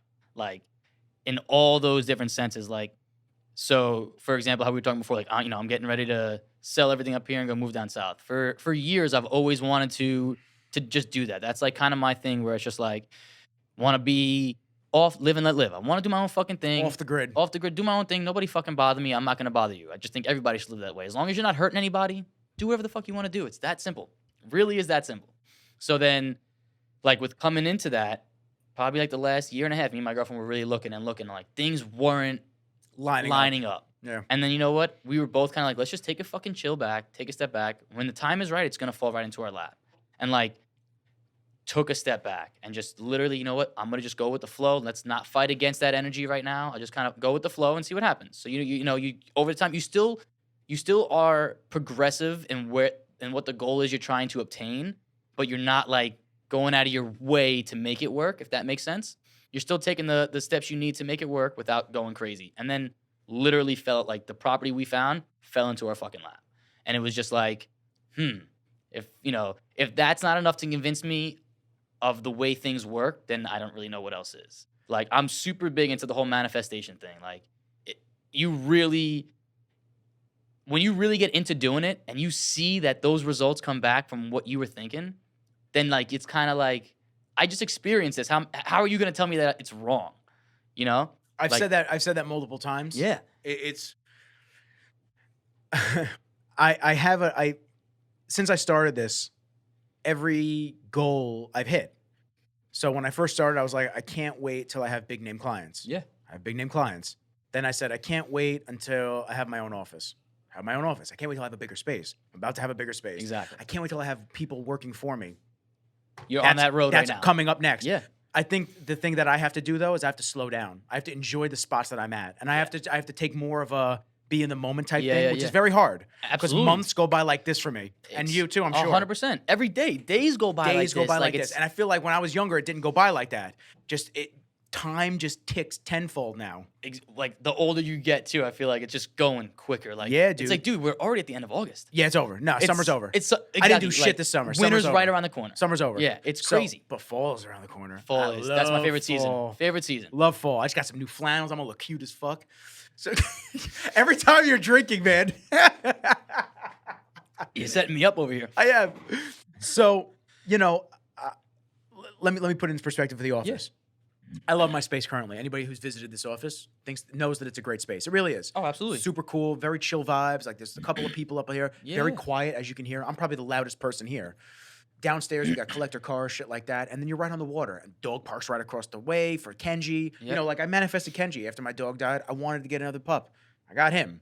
He's a shot breaker. He's a menace. Yeah, but he's my menace. He's your menace. He's my menace. You wouldn't have it any other way. No, I wouldn't have it any other way. Well, I would have it if he pulled a little less, but so people that come here, they love the vibe. So I was looking for a new space. I don't know if my landlord's here. I was looking for a new space. I was looking for a larger space, something closer to where my new apartment is. Absolutely. Because my issue is I go to the office in the morning, like now, we do a podcast, or I'm editing, or I'm setting things up, or I'm shooting videos, whatever I'm doing. I come here, and then by 4 o'clock, I try to get out of here because the traffic's just insane. Yeah. So to get back to Huntington Village, drop the dog off, make sure he's walked, then go to the gym by 5:30, 6 o'clock for bevs, then come back. I want to get more work done. Yeah. All my good shit's here. My speakers for grading audio, my coloring panel, my bigger monitor, everything is here. Yeah. But to drive back to Huntington, it's going to sound like an excuse. It's just too much. But it's too much, no. Gas, time. Takes me another half hour, 45 minutes just to get here. Then I got to shower after the gym. Yep. So I was looking around Huntington Village, couldn't find anything. And then all of a sudden I looked at this spot that's above, that's across from, I don't want to say where it is, but that's just in town. Yeah. And I'm looking around and I'm like. Closer than coming out here.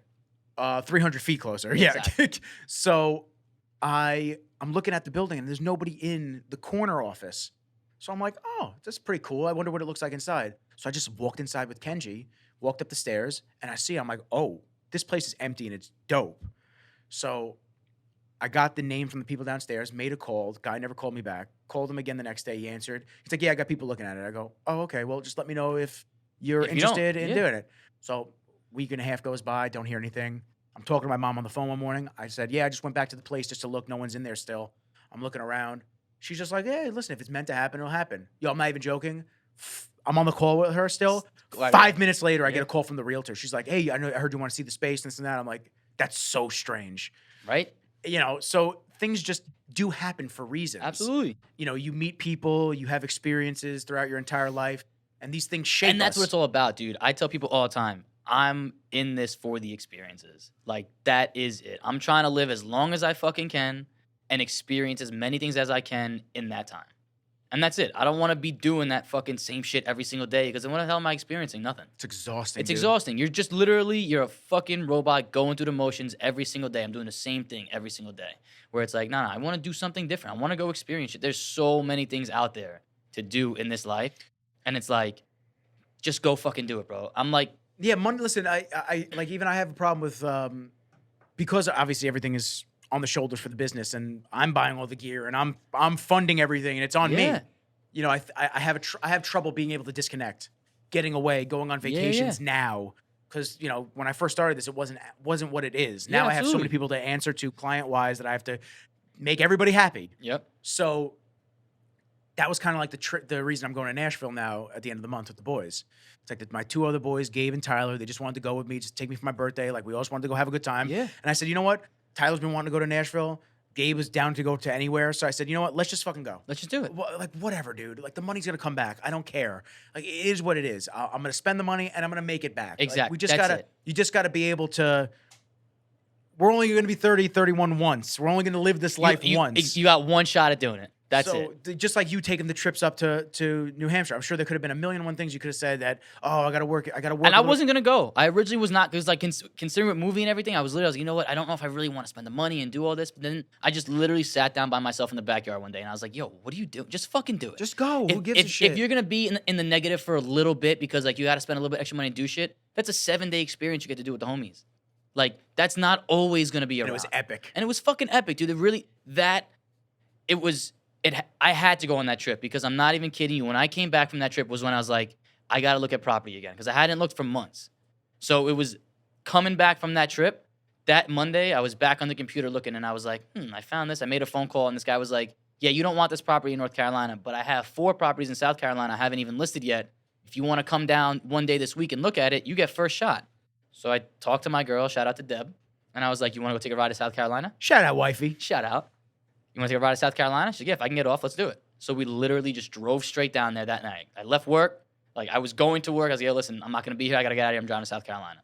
Went down that night, showed up to the property, walked on it for maybe 2 minutes, and I told the guy, yeah, I'll take it. You just knew. Just knew. And that was like, I knew that was a thing because that's how I bought my house. I walked into my house, did 1 lap, and I looked at my mother and was like, this is super homey. This is it. I'm feeling it. Like, I'm pulling the trigger. I'm doing it. So past experiences, this happened to me once before.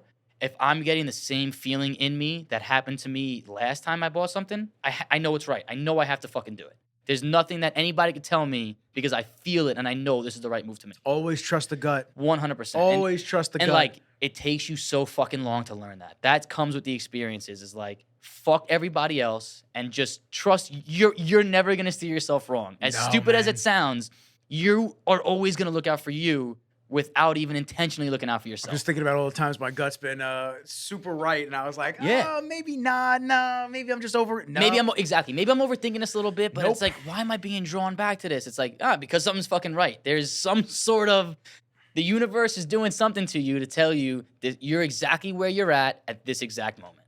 Yeah. Like, you are exactly where you're supposed to be. So it's cool when those things happen.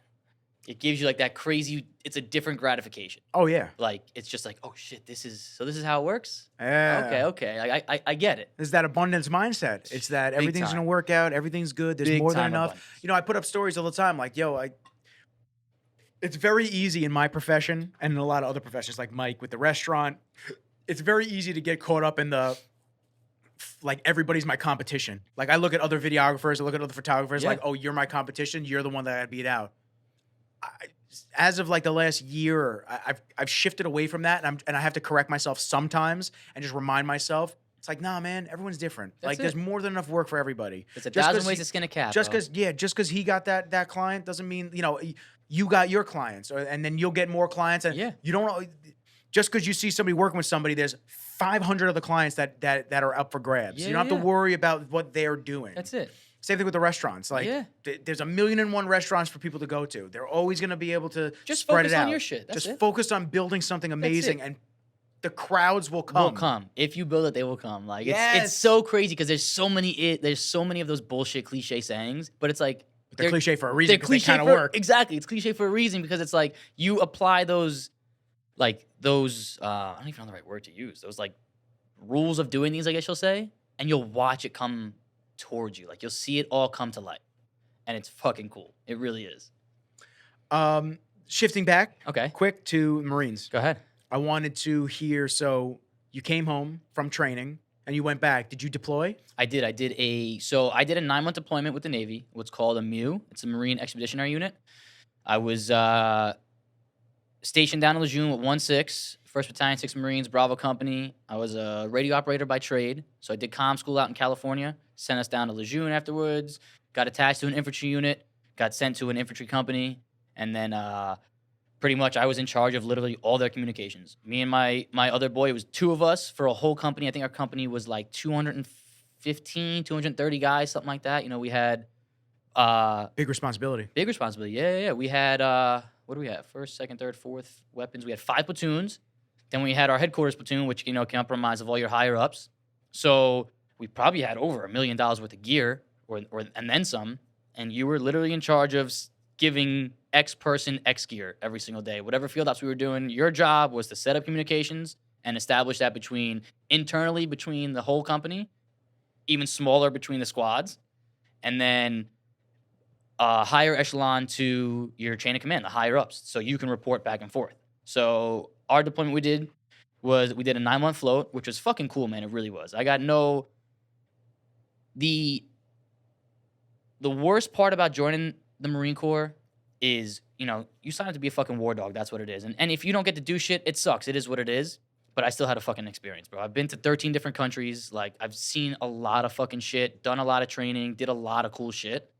And I wouldn't take it back for the world. Met the greatest people I've ever met in life, were from the Marine Corps. Homies that I still talk to every single day. My boy Brandon said about the Army, you can't, a different type of bond. It's a different type of bond because it really is, whether you get to go down and put rounds down range or not, you're trained to, my guy on my left and my guy on my right, that's what I'm fucking here for, period. And you don't know these dudes from a fucking hole in the wall when you first get there. You don't know nobody. But you just develop that instant bond where it's like, I'm going to have his back and his back because I both know that they have my back, no matter what. We're all looking out for each other. And, you get those lifelong bonds. Easily the coolest part about it. You just throw these guys from all over the country in this one location, and you all just get together, which was sick. It really was cool. The boat life, kind of shitty, I guess, because it's like you're on a fucking boat. There's only so much you can do every now and then. It's just when you're sailing to wherever the next location is, you're kind of just like, we'll kick little classes for their comm shit and do little small stuff. But we were playing spades and fucking gambling the whole time with each other, doing bullshit and just going back and forth on the ship, which was fucking cool too. So it definitely had its positives to it. But so when you're setting up comms, where were you stationed setting up comms? Was it active war zones? Iraq we were on an Air Force base for the most part. We were in Ali Salim over there. So we kind of were on the Air Force base. It was, when I was in, it was when the whole ISIS thing really started happening. It started popping off. So we sat off the coast of Syria for about 8 or 9 weeks on the ship, maybe 20 miles off the coast. Are you just listening to what's going on? Yeah, we're literally the whole point of a MEU is you're just the ready force, because if something happens overseas and there's nobody else in that area, you're supposed to be the quick release force ready to go. You guys are the first ones there instantly. It's just show of force technically. So we were just kind of floating there, doing back and forth. Nothing really happened. Then some other shit kind of was going on. So all right, we're gonna sail through the Suez. We're gonna go sit in Kuwait at an army base in Kuwait, Camp Buring. Let's go chill out over there, and we'll just be there just in case. So it was a lot of that. It was a lot of just sitting there being in case. But then there was places we went to Greece earlier on. We went to Spain first. We left from Virginia, sailed right over to Spain, and we trained with the Spanish Marines for like 3-4 days. And it was fucking sick, dude. Like, actually getting to be now, you have the United States Marine Corps, and now you have like the Spanish Marines. Like, now we're just alliances hanging out in the field with these guys, like doing all like cool yeah, dudes. cool fucking dude. The Greek Marines were my favorite. Those guys were fucking badass because they go to the field and it's like a camping thing for them. They're training, but they're also drinking wine and having a fire at night and kind of like having that. They dial that military thing back a little bit where it's like, yeah, now we're still people. We're still gonna kind of enjoy it. Where it's like the Marine Corps is not fucking like that. You're training in Camp Lejeune. Fuck you and your needs. Yeah, dude, exactly. You better have a red light on and like keep that shit kind of like covered. And I don't want to see fucking nothing. It's darkness, no fire, none of that shit. You don't get a fucking tent. You're gonna pitch your little lean-to off a tree and just sleep under that. Where it's like, nah, these dudes were chilling, like having a good time. So they were definitely very cool. Spent spring break 2014 in Oman, like just doing some training out there, like middle of nowhere, just training. Lot more bullshit though, it is just a lot. I didn't realize how much bullshit was involved until you get in. And like a lot of like the political bullshit where it's like, we just want to fucking do what we got to do and that's it. Where you deal with too much of the bullshit. And you didn't want to continue afterwards? I did. I really did. I wanted to re-enlist and be a drill instructor was my thing that I wanted to fucking do since like I was in boot camp. But they got super political, man. We call it Mothers of America, is what we would say, where it's like the generation of the kids that like hazing is part of the Marine Corps, dude. Like you earn your like. I got promoted to corporal on my deployment, and my entire company lined up, and I just had to walk through and get my knees blasted to earn my blood stripes, like because you get a red stripe on your pants when you become corporal as an NCO, so they call it a blood stripe. That's what it is. Part of that fucking journey to getting it is your company knocking your fucking knees out, dude. That's what it is. Just knee in your legs. Part of the brotherhood of going through it. The Marines before you went through it, now I'm going to earn that shit and get it myself. But it's like, they try to crack down on that. And it's like, that's not what it's about, dude. This is like the history of it. This is what it's about. People join for that camaraderie, for that brotherhood. Like, let us do our fucking thing. Not only is that the history of it, but just from an outside perspective it's going to sound fucked up, but I don't agree with bullying. I was bullied in high school. I was bullied in middle school, but it made me who I am. Absolutely. It toughened my fucking skin, and it made me lose all the weight at the time because I was 270. It made me lose all the weight, come back a different person, and I went up to these fucking people. I was like, "Oh, yo, you had a lot of shit to say when I was fat ass, right? Yeah. Now what do you got to say? Now what do you have to say? Exactly. I'll fuck you up now. Yeah. Not saying that anger and that. No, but I get what you're saying. But it has a place in history. Exactly. And when you have a military force that has to go out and fight for a country and for freedoms and for people. That's your sole purpose. Do I want somebody that's been sheltered and be like, oh, no. Don't yell at them. Yeah. Don't yell at them. Go out and fight for us now. No, I want people that are hard and fucking. Hard motherfuckers that's going to run off there and rip your face off. Exactly. Period. That's it. Yeah. That's the only people that's what the place is there for. It's like you said, you were designed to fight wars and protect countries and fight for freedom. Period. There's no other. You can't add in all this other bullshit. Oh, it's like, well, like maybe you shouldn't be going about it that way. No, dude, fuck you. We're gonna be inclusive about this. It's like, nah, dude. You think the other superpowers in the world are being inclusive about anything? No fucking way. They know exactly what they have to do to be the strongest force and what we're shortcomings in now. Exactly. It's scary, dude. 100%. Have you seen the ad for the Russian military and then the U.S.? I haven't. Is it recent, like newer? Oh, I'll show you off camera. Okay. It's brutal. I'm actually gonna key it up because I'm gonna forget if I don't. I feel like I did see one recently that was super. I don't want to use the wrong terms here, man. It was super woke, I guess. That's probably the best term to use. It's very God, it's just very falsified. Military versus American military. And you know what it is, dude? Commercial. I don't want to sit here and fucking act like the biggest fucking patriot or, like all this shit, but it's like, I love freedom, dude. Like, I love this country. I really do. It's the ad differences. Yeah, it's, I don't even know if I should play this. You're gonna get me worked up. Oh, I don't know what to play. I mean, essentially, it's just like, dude, it's like a Terminator movie, the Russian military ad. Yeah. Just dudes getting their heads shaved, just fucking war paint, popping off rounds.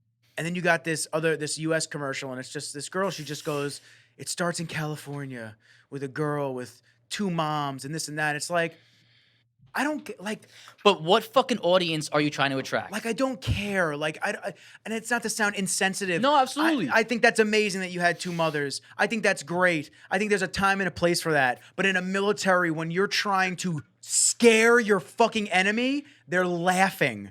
They're going, yo, we are literally showing that we don't care. We'll shoot you point blank in the face. And then our ad is basically like, hey, come join us. We're friendly. It's like, no, dude. We were talking about standards before. We dropped a nuke on Japan. Yeah. Were we friendly? No. Nah, bro. Nah, we dude. saw some shit that we need to step in. Literally, fuck around and find out. Dude. And it's like, now you're saying, where's the standard at now? It's like any swinging dick can just come on in and be like, oh, yeah, I just want to join the military. Like, listen, like I said, I'm not trying to rag. I think everybody should be able to do whatever. Isn't it crazy that we have to say this? Because otherwise I'll get canceled. We'll sound like we're not, inclusive. Yeah. Like I said, I do whatever the fuck you want to do. No one's telling you that you shouldn't do it. But it's like, there's got to be that standard set to be, this is what we're accepting, and we're not accepting anything fucking less, period. Don't even try to, oh, can I get around this or this? Where it's like, no, dude. It's a standard for a fucking reason. Male or female, I don't care what you are. This is the standard across the board. You have to meet that standard. Like when we were in the Marine Corps, we had a male PFT and a female PFT. Like, physical fitness test. That was what you had to set to be in it. But it shouldn't be male, female fucking PFT. There should be one fucking thing across the board. If you can't hang, you can't hang. You can't hang. Biggest thing when I was in, I think it's allowed now, but the biggest thing for me was the whole, like, going into females allowed in the infantry type unit. Type like conversation. And it was fucking big, dude, because it really is. And I don't want to sound like the guy who says a woman shouldn't be there, but you know what, bro? There's a big difference between a man and a woman, physicality-wise. And science, like, we're designed differently for a reason. If you want to call me out on that, I don't fucking care. We were designed differently. Women are so super, like, empathetic, and they think differently. They think with their hearts and their emotions. Men are not designed that way. Men were in charge to be alphas, period. That's what it was. You were designed to be, listen, I feel a little sympathetic for you, but I still got to go out there and fucking get this. Like, that's it. I got to provide it. It's you or me. Exactly. And I'm coming out on top every fucking time. So when you get rid of that in a fucking military institution, what are you fucking doing? What are you fucking doing? I appreciate the thought behind it. Exactly. Thanks for trying to include everybody. Bad judgment. But that's not how we go about winning wars and keeping the country safe. 100%. You think those dudes in 1775, like, just said, we want to fight against Britain, but I don't know if I really want to do this. No, dude, those motherfuckers, like, we want freedom, period. We're ready to go. That's it. I don't care what I have to do to get it. I'm going to fucking go out and get it, period. And, like, so many people don't fucking get that nowadays. Don't even understand that topic. For some reason, I've dated a lot of girls that want to become cops. I don't know why, but I really don't understand. Like, these are petite little girls that just, when they tell me that they want to be cops, I look at them and I'm just like, okay, are you sure? Why? Yeah. Like, why do you want to become a cop? So, and then I've talked to a lot of my male friends, and every single time I ask them, because I'm trying to get an inside perspective on the police force, I ask them, I go, how do you feel about having a female partner? And they go, listen, no offense to them, we don't like it. Because now, if there's a 300-pound guy that I have to tackle down, I know unless she's physically bigger and built, yeah, like, 120-pound girl, 130-pound girl, you're not taking down a 300-pound guy. Nope. You're not going to take down a 190-pound guy. Mm-hmm. Dude, it's so different. Yeah. Physicality-wise, there's so much more brutality behind a male. Dude, a lot of these, you hear a lot on the Fresh and Fit podcast. Those guys are interesting. I don't really align with a lot of things they say. I align with some of the things they say. Yeah. I think there's some truth to it. I think a lot of the stuff that they say is a lot of shock value, putting women down, stuff like that. I try not to do that shit. I try not to align with that mindset. I came from a single mother who did everything in the world for me. She's an amazing woman and an amazing human being. She went out and got after it. Correct. But when you talk about things like that, there's such a difference between men and women physicality. Like, I asked my boy who's a black belt in karate for years, and then he joined the police force. I'm like, I was asking about my ex. This is in 2017. I'm like, I'm nervous. She wants to become a cop. I'm just nervous about her getting hurt. Yeah. And this and that. He goes, bro, when I have to go kick a door into a crack den and I have a female one of my female partners covering me, I actually asked for the men to come with me because I can't worry about what's going to happen to her. Like the dude grabs her and throws her or something. Now I'm fighting everybody. Now you're fucking yourself up in that situation. It's bad, man. It's and a it's bad not to say that mentality. women are any less, you have to say it just to say it because they think that just because you say this, you're bad. It's not to say that women are any less capable at doing things than men. You were just designed differently. There's differences, though. That's it. You can't do that. No. Women are a little sharper mentally with certain things. We're not as sharp mentally as Exactly. them. We think differently, but we also have testosterone. We also have the ability. And we have fight or flight instantly. Like, it kicks in right away. Dude, instantly. I had a that one of my exes years and years ago, she got into an argument with this girl on the street that she went to high school with. And they were arguing in the street. And I'm trying to keep them apart from each other because I don't want to get involved. I don't want to put my hands on anybody, this and that. Like, not that I would punch this girl or anything like that. But you just don't want to get involved. I don't want to touch her because then, he touched me. Oh, I didn't want to touch her. This is back in like 2012, 2011. So every time they would come like face to face, I'd literally just move them apart. Please. And I kept telling the girl, please go away. Just go away. And she started trying to throw hands over me to my girlfriend at the time. And she caught me with a couple of hits in the face. And I stood there, and then she did it again, and I realized it was intentional, like she was actually trying to hit me. Yeah, now she's trying to hit me. So, like, I just pushed her back, and I said, yo, like, I'm just letting you know, if you put your hands on me again, we're going to have a serious fucking problem. Yeah. I go, I can promise you it's just going to take one hit, and you will understand very quickly. Maybe I shouldn't have done that. This shit's not okay. Yeah, absolutely. Don't put your hands on me. Walk away. Yeah. She got the hint. She walked away. For some reason, some people think that, argument-wise, no one's going to touch me. No one's going to do shit to me. Nah, yo, keep your fucking hands to yourself. I don't know who you think you are. Yeah. Because you will be humbled very quickly when you actually get into that altercation. But it's the same thing with women in some type of a role that requires physicality on a fighting level. For the police, Marines, stuff like that. It's all fun and games joining that shit until people are actually trying to kill you. Yeah. Until they're trying to put their hands on you close combat or until and your life's actually threatened. Are you able to stand your ground and pull the trigger or cock back and throw that punch? I'm going to say most can't. What's that saying? Everybody wants to be a gangster until it's time to do gangster shit. Yeah. Everyone wants to be a fighter until you get punched in the mouth. 100%. Then that's going to humble you real fucking quickly. Dude, I haven't been in a fight in years. I'd probably get my ass kicked, but I at least know that I'll hold my own and I'll be able to stand up to shit. Yeah. But like, I just know that like I go through life diverting fights. Yeah. I don't want to fight I'm not going to put my time and energy into that shit. What's one going to get out of it? That's it. But like, if I know that shit comes to me, it is what it is. It is what it is. Me or you, you're going down. I'm walking away. And if I'm going down, you can get fucked up in the process. 100%. Even if you do kick my ass, bro, I'm going to put up a fucking fight. That's it. I was sitting with Alex LaRusso, man. I showed it. Bro, my pepper spray's right there. Yeah. Bro, that's it. Ready to roll. I got pepper spray on me at all times, especially when I walk the dog. If another dog's off leash and it comes running at us, I know Kenji will fuck him up. But I also don't want him to get hurt in the process. Exactly. I'd rather spray the dog, spray the intruder, whatever, and then deal with that shit later. Yeah. I keep my knife on me usually. I actually didn't bring it today. It's the first day I haven't worn it in a while. I used to have a knife on me. I don't want to be caught unprepared for anything. Yeah. But if it happens and I have it on me, I at least know I have a chance. You ready for a good one? Good Marine Corps quote. Yeah. Prior proper planning prevents piss poor performance. Yes. The 7 Ps. And that's, I'll never be a sitting duck. Like, I tell people that through and fucking through. I will always be prepared.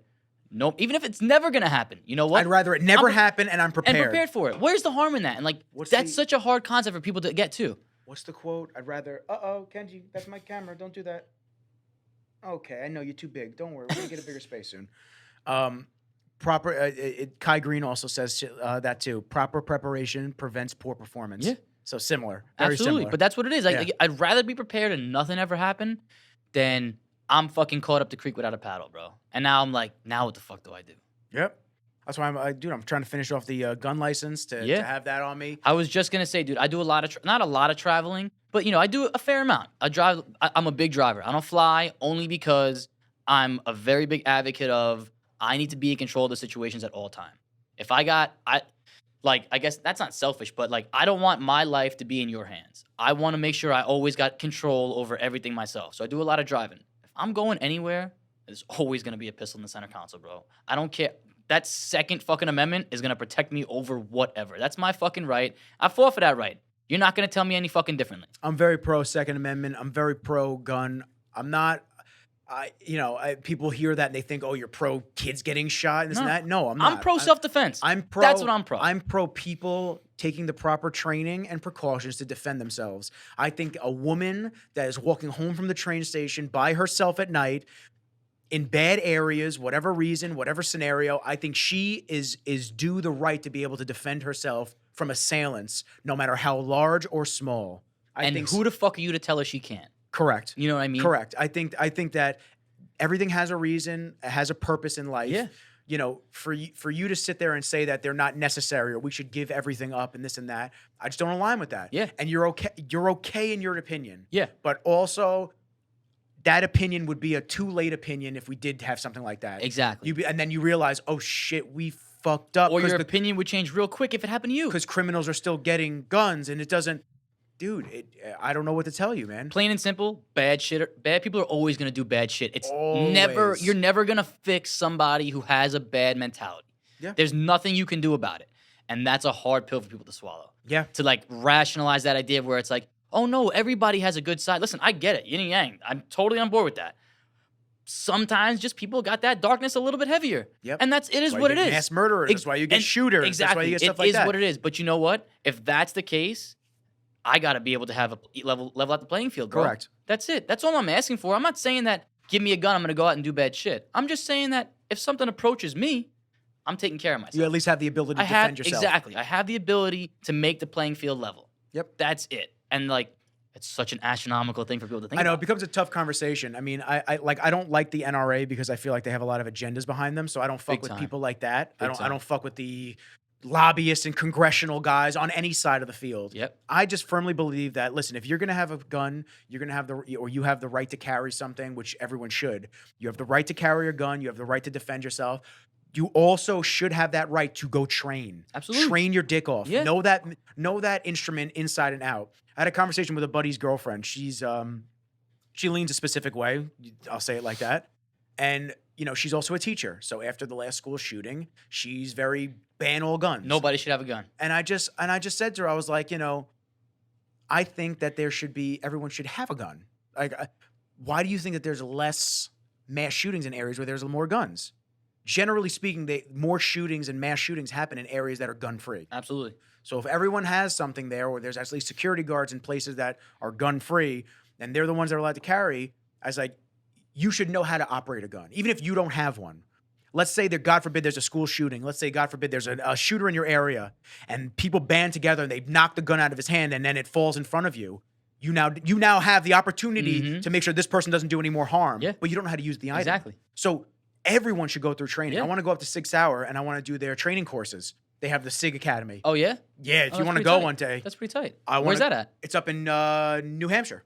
Oh, no shit. Yeah. That's They pretty have cool. the 6 Hour. They built this whole beautiful state-of-the-art academy. I went shooting with Jamal and this other, I'm not going to say his name until he comes on the podcast, but he's an ex-Spec Ops guy. Nice. Hell yeah. Yeah, I know him through Bevs. Super awesome guy. Super knowledgeable. We went shooting. Bro, we practiced everything. Good trigger control and keeping your finger off the trigger when you're not.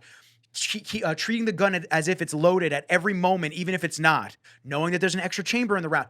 These are things that responsible gun owners and people that appreciate the weapon and know it could cause a lot of harm on somebody or something, but you have to respect it.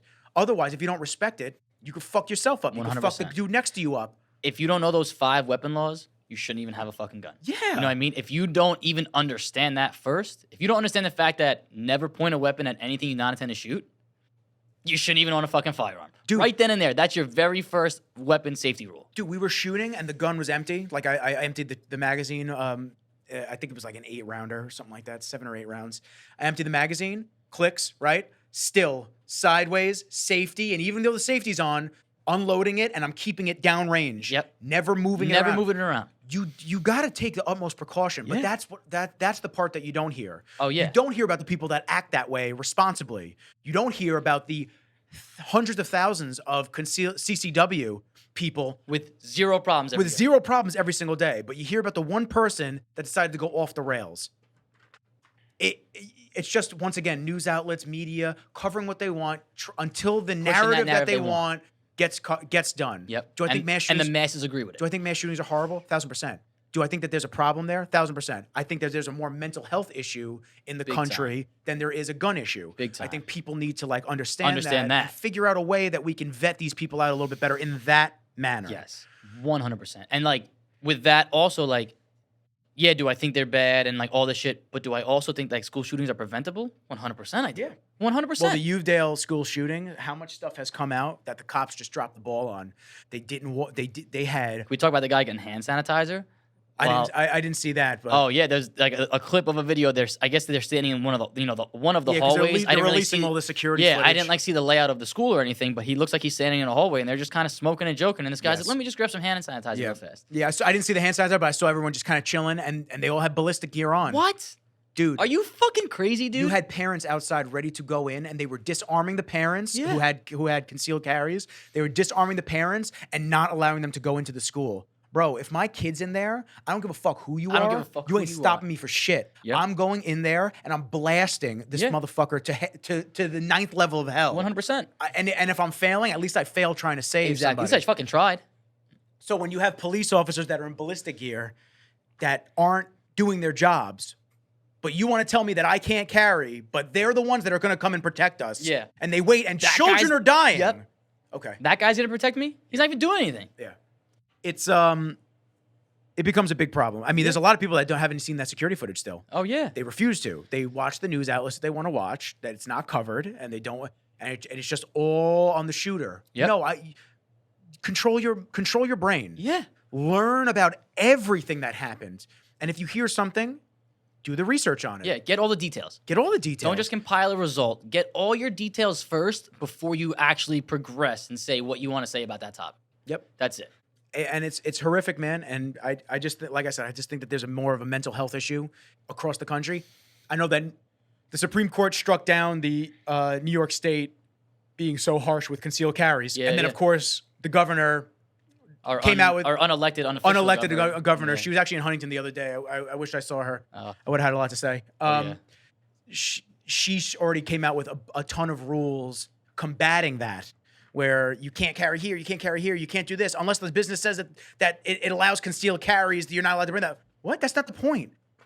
That's not the point. You're defeating the purpose of it. Defeating the entire purpose of being able to protect others and yourself. God forbid there's something.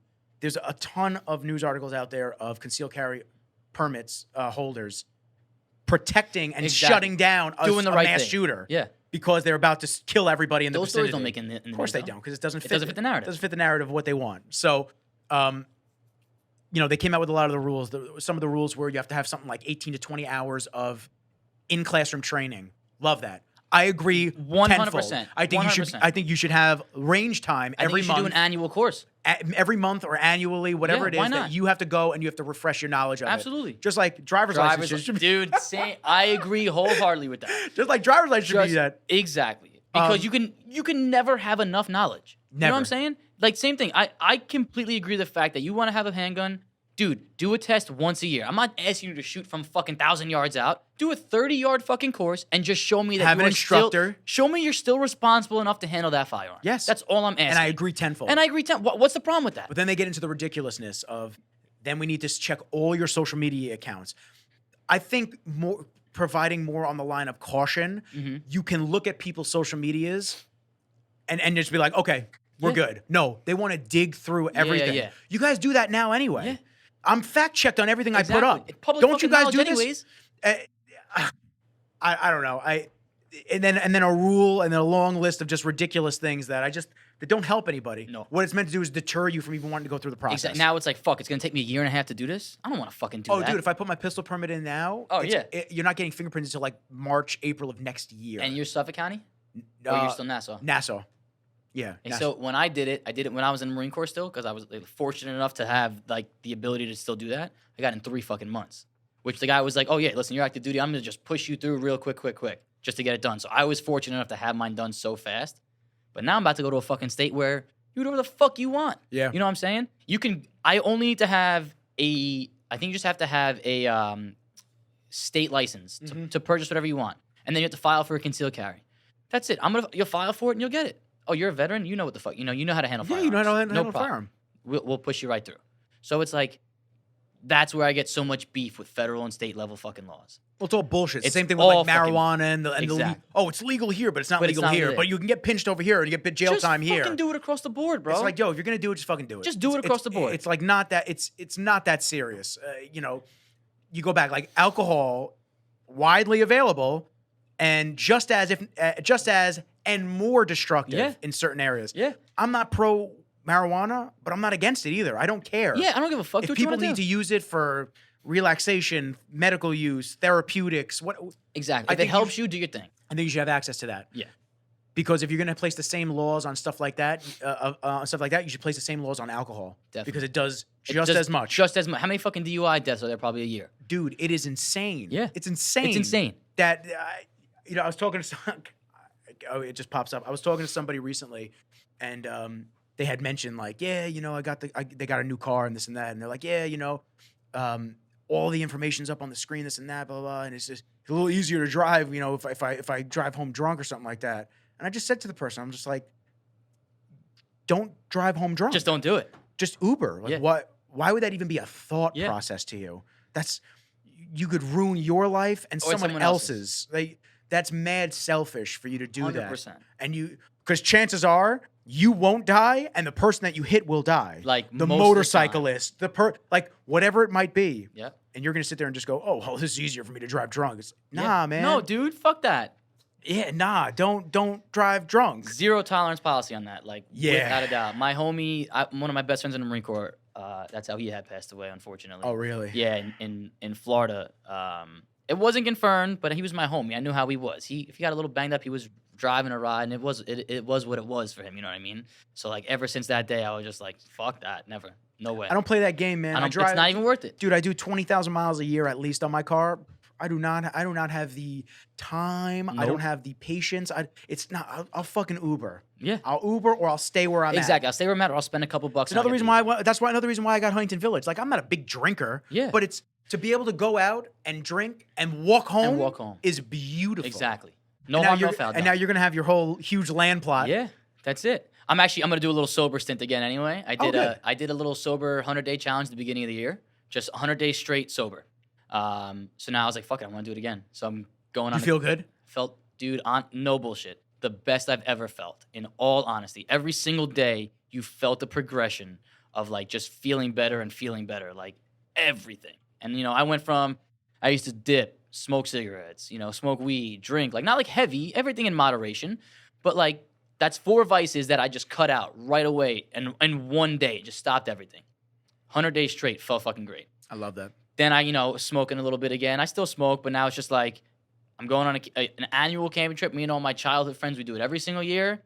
Going again this weekend, Thursday to Sunday. And I said, as soon as I get home, done. Cutting everything out, going sober. Because now I wanna be fully clear-headed. When you go to this new area. Me and Deb are gonna do a little traveling first. We decided, let's go enjoy some things that we both haven't seen yet while we still can. No kids, we're young and everything. Let's go enjoy a little bit of things, go see some shit. And then we'll make our way back down south and we'll start doing what we want to do. That's awesome. But it's like I want to be focused 100% clear on the tasks ahead.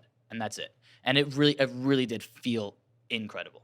Cool. Which was the coolest part about it. We still got to get you driving on the Robert Moses On the bike. Sunset. We still got to get that clip before you leave. Definitely. Because that'll be gangster. Oh, yeah. That's like the best bridge, too. Yeah, I love that For some bridge. reason, like riding, that is the best fucking bridge to ride. Yeah, it's a good time. We just got to get somebody to drive me in the back of a In the flatbed or truck. something. Yeah, and I'll be yeah. able to hold the camera. Yeah, that'd be tight. It'll be sick. Yeah, I'm definitely down for that.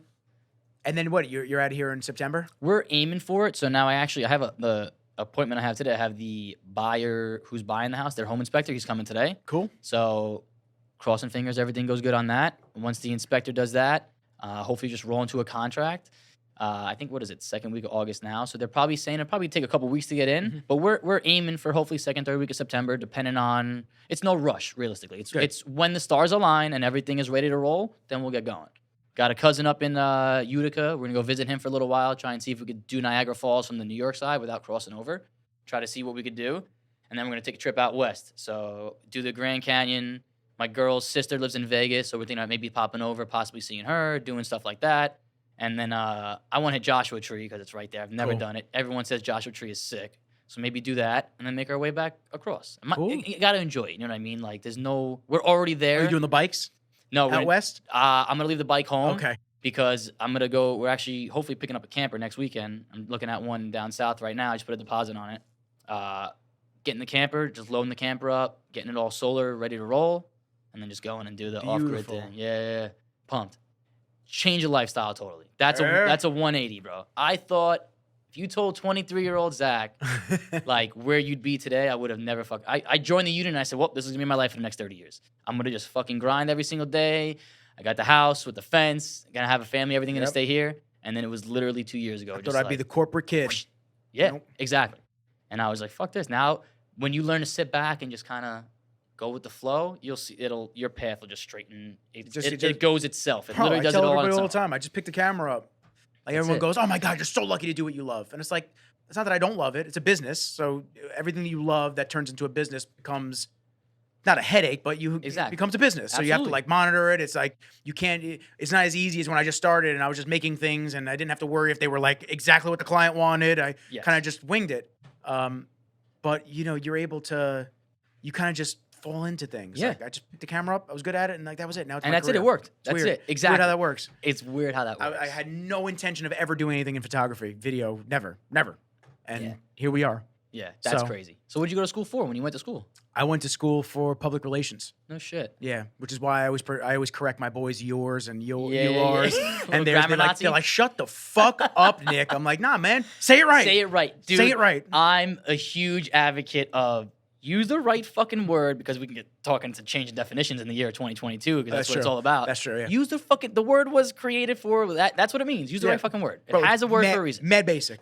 Mad basic. You didn't even need to go to college to learn that. You learned it in elementary school. That's literally what it is. This is what this means. Just use the right fucking word. It's not that complicated. Well, I used that, but I meant like this. So then use the fucking word that you're meant to say it with. Yeah, mad easy, man. Don't cut a corner and just use the right fucking thing. Yeah, I can't stand the text talk and shit like that. I actually wanted to sending voice notes now. Yeah, but it's way easier. But yeah, man, that's what I went to school for public relations, and it just, listen, the podcast makes it a little easier to take a lot of the like I catch myself saying like. I try to catch myself not using that anymore. And I just said I know the ums are hard sometimes. Yeah, the ums are hard because it's like the mouse moving faster than the brain's going. Yeah, but I've learned to be able to pause, Yeah. not say anything, give a little bit of dead air, and then speak once I collect my thoughts. Yeah. So this podcast has definitely taught me a lot, and it's going to continue, man. Oh, yeah. I think you're episode 36. Oh, hell yeah. Episode 36 with my man Zach. So hell yeah, dude. We got a little time before you leave. Yeah. And I'm excited to get that footage with you.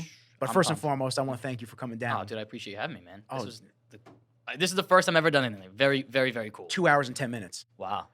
2 hours and 10 minutes. It goes by like goes that. by quick. Goes by I could ramble, dude. It's like what I could talk. It's just. Well, I'll tell you what. Once you go down south and you live there for a little while and you come back, we're gonna have a whole nother podcast just about that. Talk. Yeah, dude. I'm always down. So I appreciate you stopping by, and I'm trying to think what else. If you guys want to follow Zach's journey down south, plug the IG. Give it. I think it's just Zach.Liguori on Instagram. I think it's what it is probably. So I'm gonna check. Yeah, check it out. My girl's gonna be doing all the social media stuff. That's like she's all about Liguori, that. Liguori. She's all about that stuff. So she'll be doing all that. But yeah, it's gonna be cool, man. Just doing something different. I'm excited to watch the progression of life for you down there, and I wish you all the best, brother. I appreciate that, Nicky. I appreciate that. On that note, episode 36. I appreciate y'all for listening and staying tuned. I think next week or later this week we're gonna have Jamal and Big Baby Miller come on. Yeah, that'd be so tight. We'll see what happens, and just stay tuned as usual. Share it with friends and family. If you like something that we said, if you don't like something we said, sorry, it is what it is. We love you anyway. That's it. Even if you hate us, we love you anyway. No hard feelings. And one last footsie. One last footsie. But on that note, I want to thank everybody again, and peace. See you guys later.